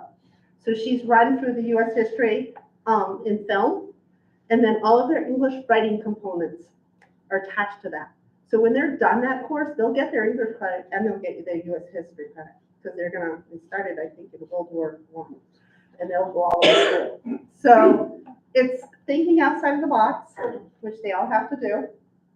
You have to write our curriculums to come up with that. I work on the state team. Melissa is on the state team. Christine Winslow is on the state team that do best practices curriculum for adult ed. And so, and developing those to meet college and career readiness standards. So all of those standards are tied with AL and CTE as well. So moving that along, right? So that's what we're working on. I sit on that state team. Sam left, but Sam Jewell is presenting at the state adult ed conference April 15th. And I will be on the panel down there, and we're doing a presentation on student successes. in adult education and what that looks like. So, yeah, we're busy and the school is doing well, so. Any additional questions? Well, thank you very much. That was very informative, and thank you for setting a tremendous example for the rest of the state with everything that you're doing, the curriculum you're creating, and the model that you're building. And I know Rochelle will continue to press us on how we can support the above the notch school. So continue to press her, and she'll press us by extension. Thank you very much. Thank you. Thanks, everybody. Great job. Thank you. Okay, we will go back to the agenda as written, and we'll turn to the business report. Happy birthday. Thank you. Not till Wednesday, but close enough. Not close. You're close. You said Erica The turned eighth? 60, I said, Oh. did she turn 62? You said Erica was 60. You are mean. This is she, not me. All right, anyway, business report. Yes, So business report seems to be focused on the van issue. but I'll- yes. Well, I wasn't really gonna do one because I was gonna be gone, and I feel like we just met. But I figured I'd give you an update. Do you guys need a printout of what I sent out? Or Greg printed this do- in color. Does anybody else, not every? I downloaded mine. Sure, I'll keep that. Sometimes it's easier to just have a handout in front of you. I'm good. Sheena, did you need I'll one? take one. Sure, why not? All right, so this I got it is, right here. I only have two things to talk about. One will be the van and one will be a capital reserve withdrawal to cover the air quality testing for the mold remediation. So I'll need a vote on that. I think you have that form, Matt. Do you have the online votes? I have the vote needed, yes. Okay, all right. So the only other thing was the van. And as of today, no one can get their hands on one. The one that Berlin City had, they sold it last week.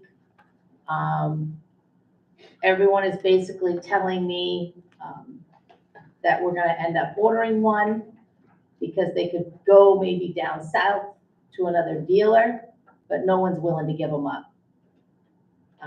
They're pretty much gold right now if you have them on your lot. Berlin City has already ordered 3. I'm working with Littleton, they have not ordered any. They're just trying to find one somewhere, but they've had no luck whatsoever. Is it this specific van? A 15-passenger van, Any make model? any make or model, does not matter at this point. It is so difficult to get your hands on them. We can't be picky about it. Because this one doesn't have very good safety ratings. Well, most vans don't, just so you know. Okay, but this one. GMC. If they don't, those size vans do not have good safety ratings. So My other question is, because we have a van and you're looking for a new van that is, hard to find. Did you mention anything about like handicap accessible van? So that we'd have like one of each? mm-mm. We're just looking for a van. No, if we're gonna go that way, then that would definitely be a special order, and it certainly wouldn't be 60,000. Okay. You're looking at more 100,000 Okay, for just a 15, but it wouldn't even be a 15-passenger van at that point anymore Right, either. right. And is the So- van we have now 15? Yes. So can I ask this, are there any other additional items on the business report aside from the capital reserve withdrawal and the van? No, Okay, so let's move into unfinished business if we can, and just make the van part A of unfinished business. okay, So we have that way we can vote. okay. So we have the van document either in front of us digitally or physically, Correct. or both in Erica's case, she's an overachiever. Oh. So the district is seeking a motion to approve up to 600, motion to approve up to 60,000 for the purchase of a 15-passenger van to provide transportation to our student services department as presented. They present that as a $101,000 cost savings. a 1-year cost savings, if I read this correctly. Yes. So questions for Patty on that? So page 2 on the document you have the proposing 1 year and then a non-van outsourcing. Can you kind of walk through that sheet? That, to me, that's a kind of like an ROI that I'm looking at to see how we're gonna get our return on this investment. Yeah. Sure. Can you walk me through that or walk Yeah, us through sure. that? So, currently we have, as everyone knows, several runs that we're required to provide to some students. So if we continue outsourcing all of these runs, which is currently 4 daily runs right now, our annual cost based on this year's rates that we're outsourcing with would be $180,000 a year. But if we purchased a van and picked up 3 of those 4 runs, the 4th run, we can't do them all with one vehicle because there's some time overlap. And we can't get to Vermont and back and get our kids to school and from school. The total cost would be about $78,000. Now that's an annual cost. That's with the van already purchased.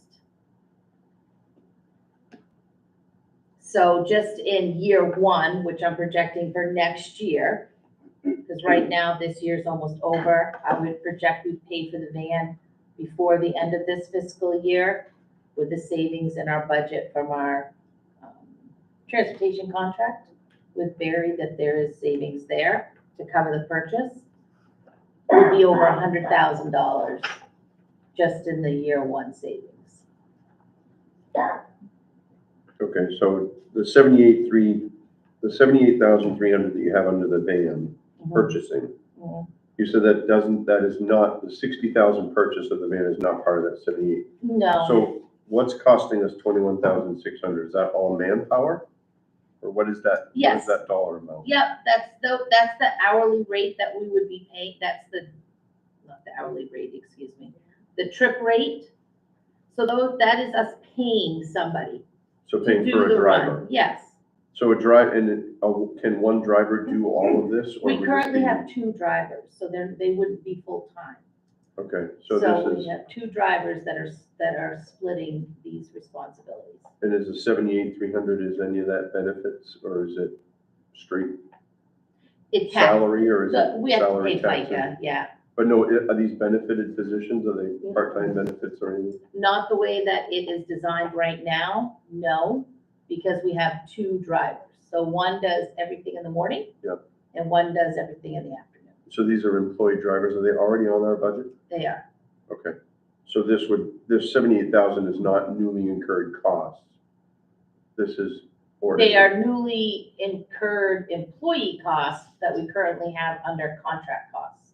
Okay, okay. So we're gonna shift them from a One purchase, line to from a another. purchase service to Right, a. with the savings.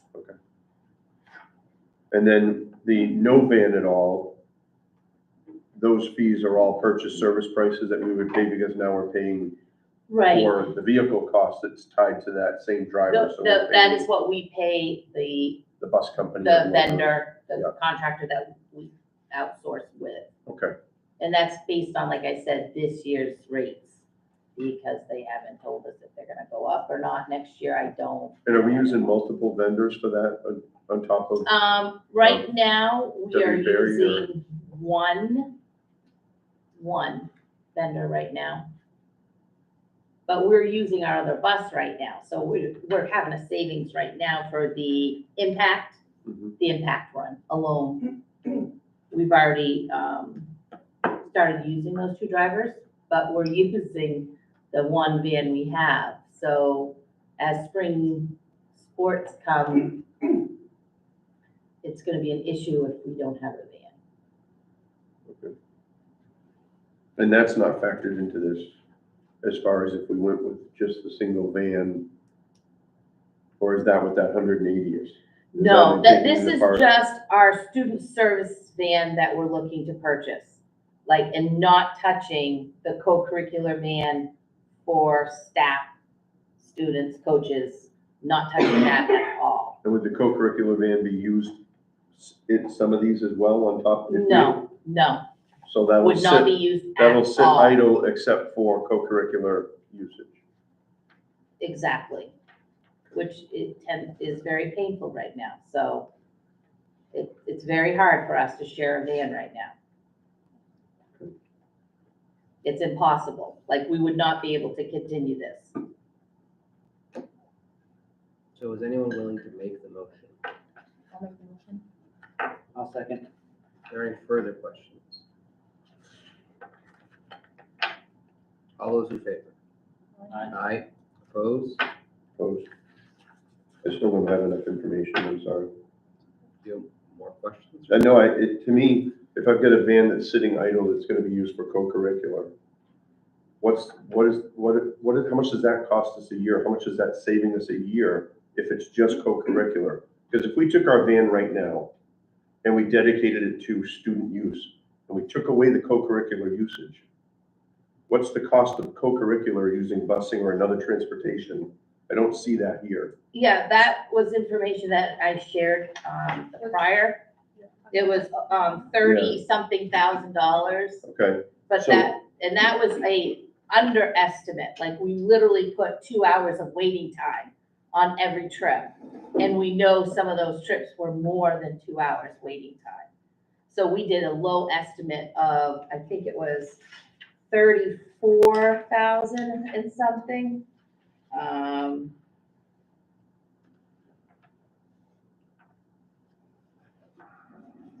Because they had 88 trips for that bus alone last year. for co-curricular. Yep. Now, mind you, these are just the trips that, Judy kept track of. Sometimes the van is used for, staffing, for trainings, meetings, and stuff down south. So this was just the stuff that Judy schedules herself. And that alone was, it's almost $40,000 it would have cost us to hire ferry transportation if they were even available. You know what I mean? So that's a struggle too with their driver shortage. I just know that I was the only board member on the board when we bought the first van, and we got crucified by the town. And then it sat idle in a parking lot for 2 years and barely moved. Well, I can And tell you I that, just don't want the same thing to happen if we add a second van, and now I've got two. It's the perception of the community that we're spending their money unwisely. I just want to make sure that if we're gonna be using these, we're maximizing them to their full extent. right, So I can get behind it if I can be assured that. What I don't want is to see it sitting in the parking lot, because if I see it sitting in the parking lot, I'm gonna make a motion that we sell one of them. So I'll put my support behind this tonight, but I will be the first person to recommend we sell one if I see it sitting in the parking lot all the time. I mean, it's gonna be in the parking lot at night. I am not gonna count that. But, and most weekends it'll probably sit other than but it's just, we need to make sure we're using it. And that it doesn't sit idle in the parking lot days in and days out. So I will change my vote to. anybody else want to speak to that? I mean, it's been very painful from what I can, I I've just been have a told. question. I don't know if I can as a public. Good. Anybody But object? why I don't object. wasn't this put on the Can warrant you article? can you just? Oh, Peggy Hurley. Thank you. Why wasn't this put on the warrant article for the taxpayers to decide? Why are we seem to be just cutting checks, and that's not what the taxpayers want. This should be a taxpayer's decision along with everything else in the town, with the police department, the fire department, Parks and Rec. And I mean, it doesn't sound like a lot of money in a school district budget of $27,000 per student when you only have 22 graduating this year. But $60,000 for a van, that doesn't pay for insurance, gas, everything else. So why aren't we asking, why isn't the board asking the taxpayers for this on the warrant article? Because this didn't come before us as a But you've been consideration. studying this. Well, I can only say that this didn't come before us in the budget cycle, so that's the reason Okay, why right. it's not on the warrant. The board may delay the decision until March of 2024, but speaking only from my perspective, the reality is this is a savings, a cost savings to taxpayers. We're going to be on the hook to provide these through a service provider if we cannot provide them in the manner that Patty's describing, which is going to ultimately cost less money. So it's one of those things where the district has some broad latitude to decide what it wants to do with sort of essentially managed services or things that it has to go out and procure. This, at least from my perspective, the numbers that are presented in front of me, regardless of how long the van sits idle or not, is going to ultimately save a considerable amount of money to the taxpayer and reduce the operating budget. So from my perspective, to delay that for a year, incur the additional $100,000 to go to the taxpayer and say, okay, do we actually have your permission to save you $100,000? It doesn't seem like in the grand scheme of things in a $17 million operating budget, that's the most prudent fiscal decision to make. 27. The $17 million. Oh, budget, yeah. 27,000 per student. Yeah. So, yes, I wasn't disputing that number. I was just talking about the size of the budget. So that's my perspective, and that's why it's not on the warrant in March. It's just a timing thing. But the board could certainly take that position tonight to punt for a year and get it in the budget cycle for 24. But it's more than 60,000, correct? Because you have to pay for insurance, gas, maintenance of the vehicle. That's actually included in It's just the purchase price, that's just the purchase price. It's 60,000. Yeah, the rest of it's in the rest of it's- ROI. Yeah, in the document, I appreciate you can't see it, Heidi, but in the document in front of us that reflects $101,000 annual savings, that does include taxes, fuel, and maintenance is budgeted into that number. And it's probably covered under our umbrella insurance policy, so it Correct. probably doesn't really impact that because it falls under the umbrella policy that the district carries. Correct. Then I will change my vote. Well, to a just one yea, second, because but- I think Rochelle and Jeremy both Oh, want to say so something. please. I was gonna say something to Greg, just address Greg's concern of it sitting. And that is, I think that when we first got it, it was a matter of getting everyone trained, drivers trained. So the van sat and sat. Once you get all your drivers trained and we got going on to a schedule, Yep. the van is gone. Like, it has been a logistic nightmare, to share the van around schools.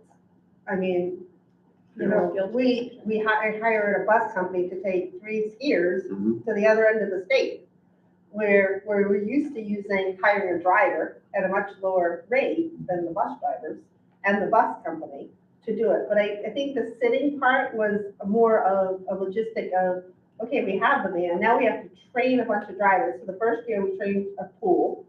The second year we did a few more, you know, and so we now have a good base and we're using it. And to the point where ATM teachers took the driving course last year so they could utilize it this year in our program. And it has been very beneficial. But to share it's tough because they're under the rules for that program. They got us tied up. I just want to ensure it's being used. As long as we're using it and we're maxing it out, then, no. So historically, we always had a bus to transport students who under IEP stated that they needed transportation. We had a bus that used to be a CTE bus that was moved over for general use, picking up students all around town. We paid for a bus driver.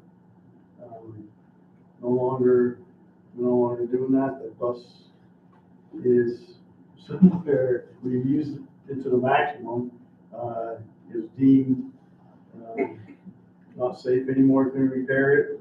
So this is, I think, taking the place of that cost, because right now we're relying on private companies that are very expensive. So Jeremy, did you want to add something? or- Yeah, just real quick, the addition of the second van, if you were to use them together, you're talking moving 30 people. And I know like my total number of government economics students this year, 25 kids. So that, if I wanted to say a day field trip, take them to a bank or something to, look at how, whatever it is, that opens up the opportunity now. I have the extra seating capacity.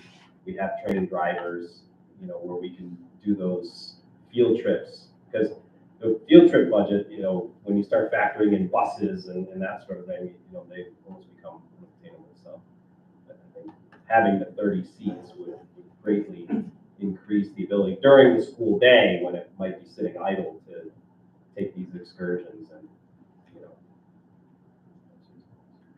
So we didn't really record the vote from last time because we did sort of get there. So we'll try again. There's two concepts that have been presented to the board. One, district is asking us to make a motion to approve up to $60,000 for the purchase of a 15-passenger van to provide transportation to our student services department as presented.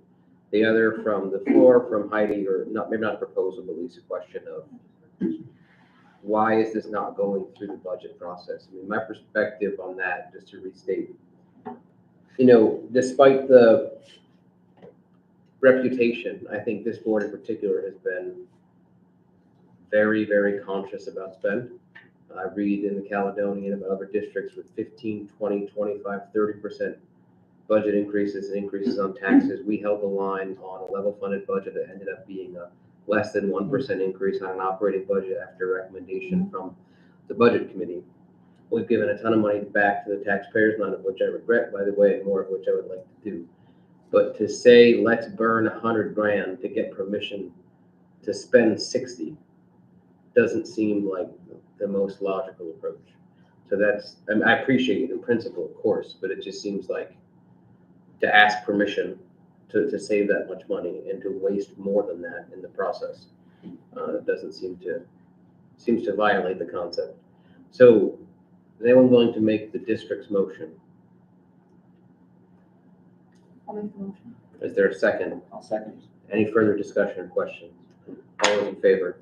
Aye. Aye. Opposed, abstained, motion carries 4-0. We'll move on to what was item A under unfinished business, now B, the teacher residency program. Bill, I know we went back and forth today. I think you probably touched base with Mike, now that he's back from vacation as well, just to get some additional clarification on that and the agreements. I know I had told the board that I would look into it with Bill and follow up with Heidi. She had questions at the last meeting. I sent Heidi a note this morning, I think, kind of outlining where we are on that. But are there any other things to report on the teacher residency program? The biggest update is this Friday, we start our interviewing for the next cohort. So we're pretty excited about that. I think we interviewed 4 people on Friday, and that will continue for the next several weeks. So I think we have a really good and strong candidate pool, and we're looking forward to meeting these potential residents. How many approximately in the candidate pool? What's that? How many candidates? There's 4 this Friday. Okay. Any questions for Bill on the residency program? Move on to the Lakeway Building Committee. Esser. Nope. no nothing. Okay, so then we'll move on to new business. We already have the fantastic presentation on the above the notch learning experience.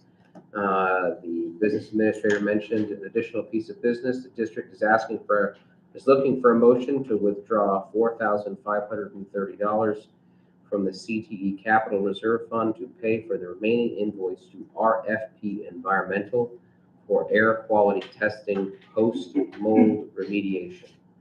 So there were 2 rooms where mold was removed here in this building. And this is air quality testing after that remediation to make sure it worked, essentially, yes? Yeah. Anybody willing to make that motion or otherwise have questions? So moved. Is there a second? Second. Any discussion? All those in favor? Aye. Opposed, abstained, motion carries 4-0. Any additional new business to bring before the board? Could I just mention something Yes. on that? Dale's looking for some product and numbers, I'll probably come back to the board, probably looking for capital reserve funds again to put some kind of high-end dehumidifiers in that space, so we won't have to go through this again. Okay. By the way, McKenna, I keep forgetting to call on you, but anything you want to add to that discussion? Mold remediation, you're good. Okay. We'll move on to committee reports. Personnel, we didn't have any meetings since the last time we met as a board. Facilities, Next meeting's the 24th. policy. Okay, now we'll move on to the student representative report. Do you have anything you'd like to report? Sure. Yeah. All right, very well. Thank you for being here. We'll move on to the superintendent's report. Sure, just a couple of kind of fun pieces with the superintendent's report. Big piece coming up at the elementary school is books, fun book blast, which is a fundraiser and gets a minimum of one new book in every student's hand by the end of this process. So they're all pretty excited about that. I understand, if I have this correct, depending on how successful the fundraiser is, it could be as many as 10 books for a student. So that's pretty exciting. The Winter Carnival, we obviously have Mr. Brown here and Mr. Lombardi and Salomon and the entire student council. In my opinion, did a phenomenal job. I came over several different times and saw all the different activities. And then I saw even more as the films came out, and it was a great culture building set of activities. So that was a lot of fun. The final piece is, as you had the report from Bill Preble, the last time we got together, just to let the board know, there is going to be a follow-up with them, with the team that they're working on the 15th. And then we have students and staff going to a conference run by the same organization. And the exciting part about that is some of the presenters are schools that have had some of the similar challenges that we're experiencing, but several years ahead of us in this process. So that's pretty exciting. As we look at the wrap up of sporting events, a boys varsity team had a great season, 17 wins, and the one unfortunate loss. Similarly, the girls had 14 wins and one loss. We had our spirit team that competed in the Astro class and came in first place. So, and we, And they competed yesterday. What's that? They competed yesterday, placed second. Is it? Yeah. What's Yeah. that? And, They're going to the next round, final round Thursday night. Moving on. Oh, awesome. Yeah, it's great stuff. And skiing. What's that? Skiing. And skiing, yeah, we have, state champions. Angela, let me see if I cannot mess up this first name. Giorenzo, has qualified for the Meet the Champions, along with Tom Fortner. So, again, pretty exciting stuff. That concludes the superintendent's report. Well, I know too, Erica wanted to bring this up, but I know that there have been the Friends of Lakeway, other businesses in the community, and individuals who have been raising funds to help pay off school lunch balances in the district. So our kudos and thanks to them for their efforts there. I think that's a really cool initiative. Anything you wanted to say about that since it was your thing? Very well. All right. Any questions for Bill? McKenna, any questions for the superintendent? Very well. Move on to public input. Hello. Can you please identify yourself? Yeah. Thank you. So I was here 3 weeks ago. I asked a simple question about the leases. It was simple, very simple. If somebody has a residency here with the district that has a lease in their name at the rail trails. And they're asked by the district to leave early before their lease expires. It's a very simple question. And it's taken 3 weeks. 3 weeks for this question to be answered. So a couple of thoughts. One, I gave you an update this morning as to where we were. So I hope to get a more substantial answer for you when I hear back from council. We had the business administrator, the superintendent, and council all on vacation last week. Second, when we asked the question, when you brought the question up at the last meeting, it occurred to me, and I'm still unaware or under the assumption that this was a hypothetical question. So when all the other business that the board has to deal with, this admittedly wasn't our number one priority.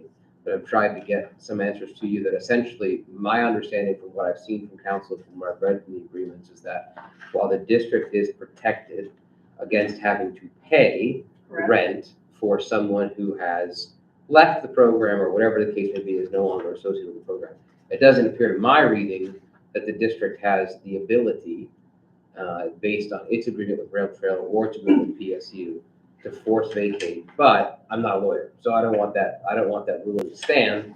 We got to get Mike's so what on that. And if there's any delay, then it's probably because of my lack of effectively asking the question and communicating the question to the people that were looking into it. But we are looking into it, and hopefully I'll get you a better answer. Okay, so I'm going back 3 weeks ago. Yep. I was told that they were told to leave at the end of June by the superintendent in the meeting, if you look back at the video. So what has changed from your answer to his answer on this?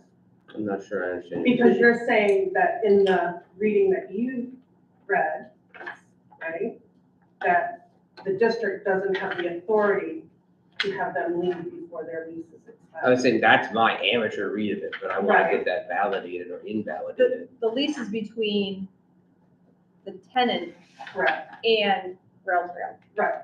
And we are paying on behalf of the tenant, but once we stop paying, the lease is still between the tenant and Rail Trail.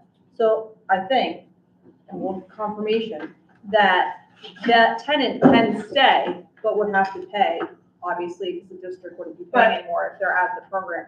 If that resident or the person accepted a job in the district in June for the following year, they're being asked to leave, vacate their apartment because from the district itself,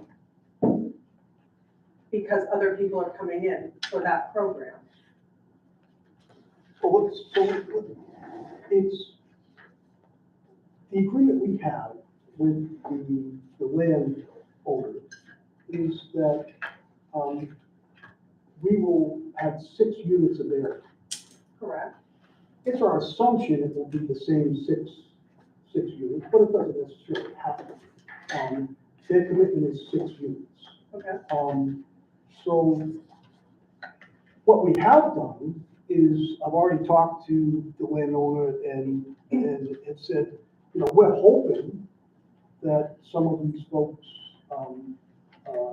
will be offered positions and will stay with us.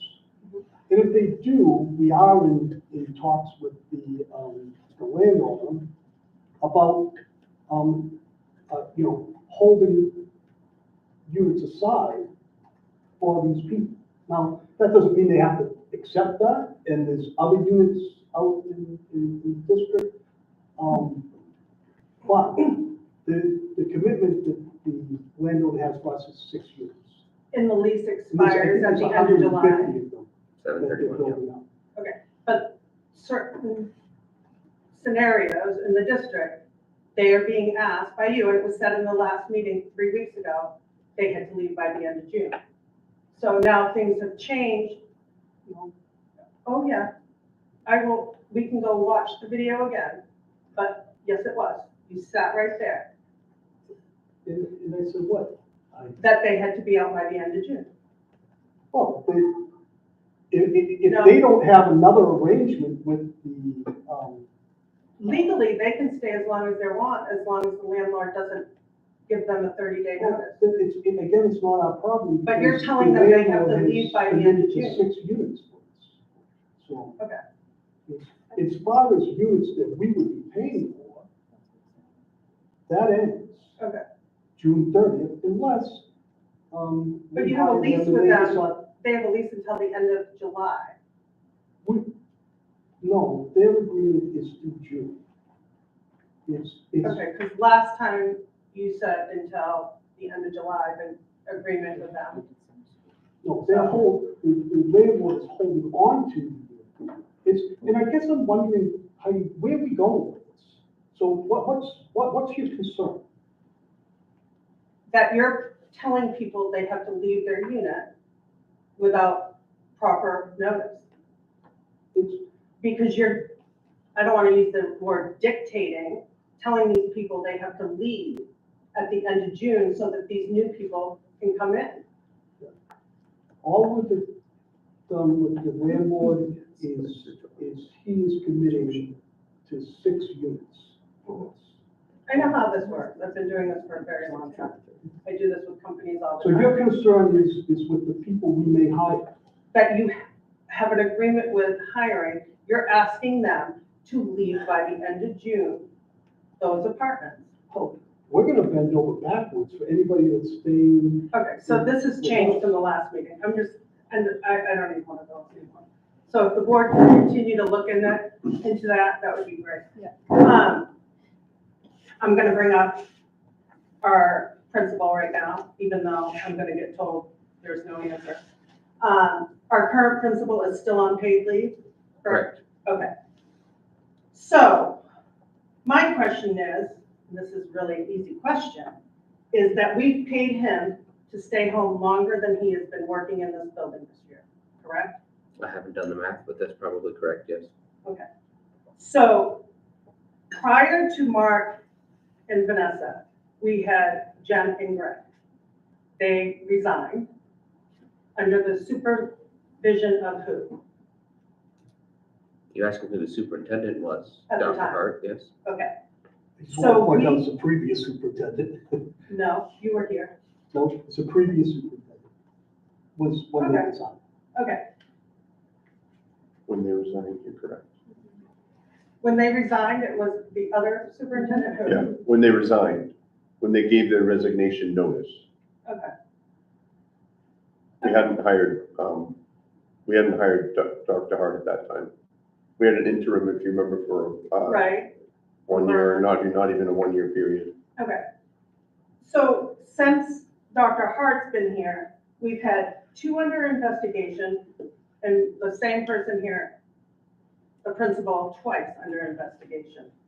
One is still on paid leave and is at home and has been at home longer than he has worked in this building.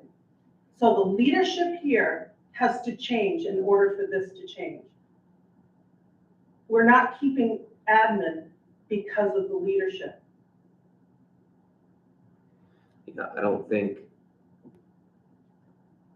so as you predicted, Right, you're In not your gonna be able opening to answer comments. anything. I don't think I can talk about the particulars, except to say that I'm confident that I speak for the board when I say that we are pursuing, without doubt, what we think is the best path Mhm. for the students, for the staff, for the families, and for the taxpayers. I'm not in a position to get into the who, what, when, where, and why of that, except to say that I'm confident that that is exactly what we are trying to do. I appreciate that we're never going to be in a position to be able to defend ourselves than to say, see, we told you so, or this is why we did this. But I think the board is confident and comfortable in the fact that we're doing what we think is the right thing to do. That having been said, as the board has acknowledged, as I've acknowledged on behalf of the board multiple times, this is not a good situation. The board acknowledges that this is not a good situation. This is a situation that the board is continuing to monitor and discuss, that will probably be discussing and monitoring for a long time. A lot of that just will not happen in the context of the confines of a public session. But as I look at it, he's not fired, we're paying him Correct? still, correct? That's correct. Police weren't involved, DCYF wasn't involved, and we're still paying him as an employee. So it can't be that bad to not be able to bring this person back. I totally appreciate your perspective and where you're coming from, and I respect it. I can't comment on our side of it because the law prevents me from doing so. But again, I think as difficult as this situation is, and as much as we acknowledge that this is not a good situation for students, for staff, for families, for the taxpayers, I believe fundamentally that the alternatives would be worse. And so that's why we are where we are. And I wish to God, Heidi, that I could sit you down for Oh, I 10 know. hours I know. and talk I know you through what's chapter going and verse on, of so. what we're thinking, but it's just not an option afforded to me. And just to clarify, we are in the 9th month of the fiscal year. The principal actively worked for the first 5, minus I think a week at the end of November. He has been off for 3 full months. We are in the 4th month, so he actively worked for nearly 5 of the 8 months that we've completed, and we are in the 9th month now. So not quite more than half. So I'm over 2 in answering your questions. I But apologize. Thanks When for you look embracing at it from an outsider, he wasn't fired because we're still paying him. So there is something, because he's been investigated before, prior to this, with the hiring committee. So it has to stop here.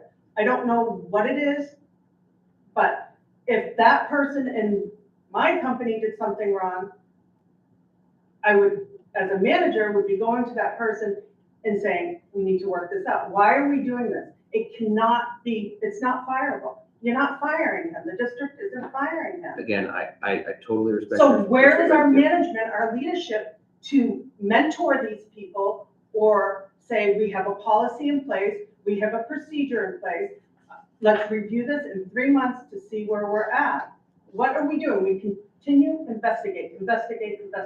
Yeah, so again, I think there's a lot of truth in what you're saying, and I totally respect your perspective. I'm not in a position to be able to defend why the board has taken the steps that it's taken, except to say that the board's activity, or your question about where is management in this, or what is going to change. I'm not saying management with the board. No, I got you, but let me just try to answer your I'm question. saying the little White House No, down the I road. understand what you're saying. I hear you. I get what you're saying. But let me just give me a chance to answer, if I may. I think the board's activity, or the board's active management of the situation, which again, I know is not your point, but hear me out, is not public, or only a small sliver of it is public. So if the assumption out there, which I could totally understand why that's the perspective, is that the board's sitting on its hands, it's doing nothing, they're dragging this out, they've learned nothing from this, they're just letting this happen. I can tell you this, that couldn't be further from the truth. I can't sit here and talk about what we're doing or what we're not doing, or what we've done, or sequentially what's happened, other than to say, I think the board has taken this and continues to take this tremendously seriously. I think this has been, and I hate that it has been, the signature item for the board over the course of the last several months, and has dominated a lot of our time together. So there's a lot of things that I can't speak to, except to say that the board, I think, is paying attention as much as it possibly can to this situation, and we are unfortunately where we are. So how many more weeks? How many more months? I haven't the foggiest idea. Wow. I don't. I thought this was gonna be over weeks and weeks and weeks and weeks and weeks and weeks Right. ago. So there has to be a reason, because There is. he's not fireable. Sure, of course there's a reason, He not one I cannot can be talk about. fired for the thing he did. There's plenty of reasons, but none that I can talk about, unfortunately. And that's not my rule. And that's not my rule. So it's just the way it is. I get the aggravation, as I said a million times. If I were on that side of this table, which by the way is why I continually encourage you to run, I would totally understand, and I do understand your perspective. I can't defend what we're doing or not doing. I can't. And so I can just sit here and say the same thing over again and sound like a knucklehead saying, I get it, Heidi, I know. And I know that that's unsatisfactory for you. I get it. I would be mad if I mean, were I in your love Al shoes. where he is. I love Al too. I love Al where he is. Trust me, I love him. But what are we doing? I mean, we have gone from October. You knew about this in October, went on vacation, didn't say anything to the board until after you came back. So it couldn't have been that bad because he didn't leave the building then when you were on vacation. So just be careful, we're not gonna talk about I- personal details, I'm not I'm gonna just allow it. saying, that is the truth. That's not Well, personal but I'm detail. not gonna talk about personnel, excuse me, personnel details, it's a personnel issue that we're not gonna talk about in public I session. understand that, but it's been since October. I get it. Believe me, I know So chapter and verse. If he could be fired, he would have been fired and we wouldn't be paying him. Mark has not been fired, Right, so very let's clear, just keep on paying him. can't comment on it further. Okay. I wish That's that all I have could. to say. You have no idea how badly I wish that I could, but I can't. Anything else for public input? Okay, we will now look for a motion, a properly worded motion at that. I am making, Enter to non-public. I am making a motion to enter into non-public session under paragraph 2, section 3 of the RSA 91A:3 of the right to know law for number 3, matters which if discussed in public would likely adversely affect the reputation of any person other than a member of this board. Taking with us the superintendent. Is there a second? Second. Any discussion? All those in favor, roll call vote, please. Greg Cook. Travis Howard. Matt St. John, motion carries 4-0. Thank you, everybody. Thank you. Thank you very much for the Actually, presentation. can I just email it to you?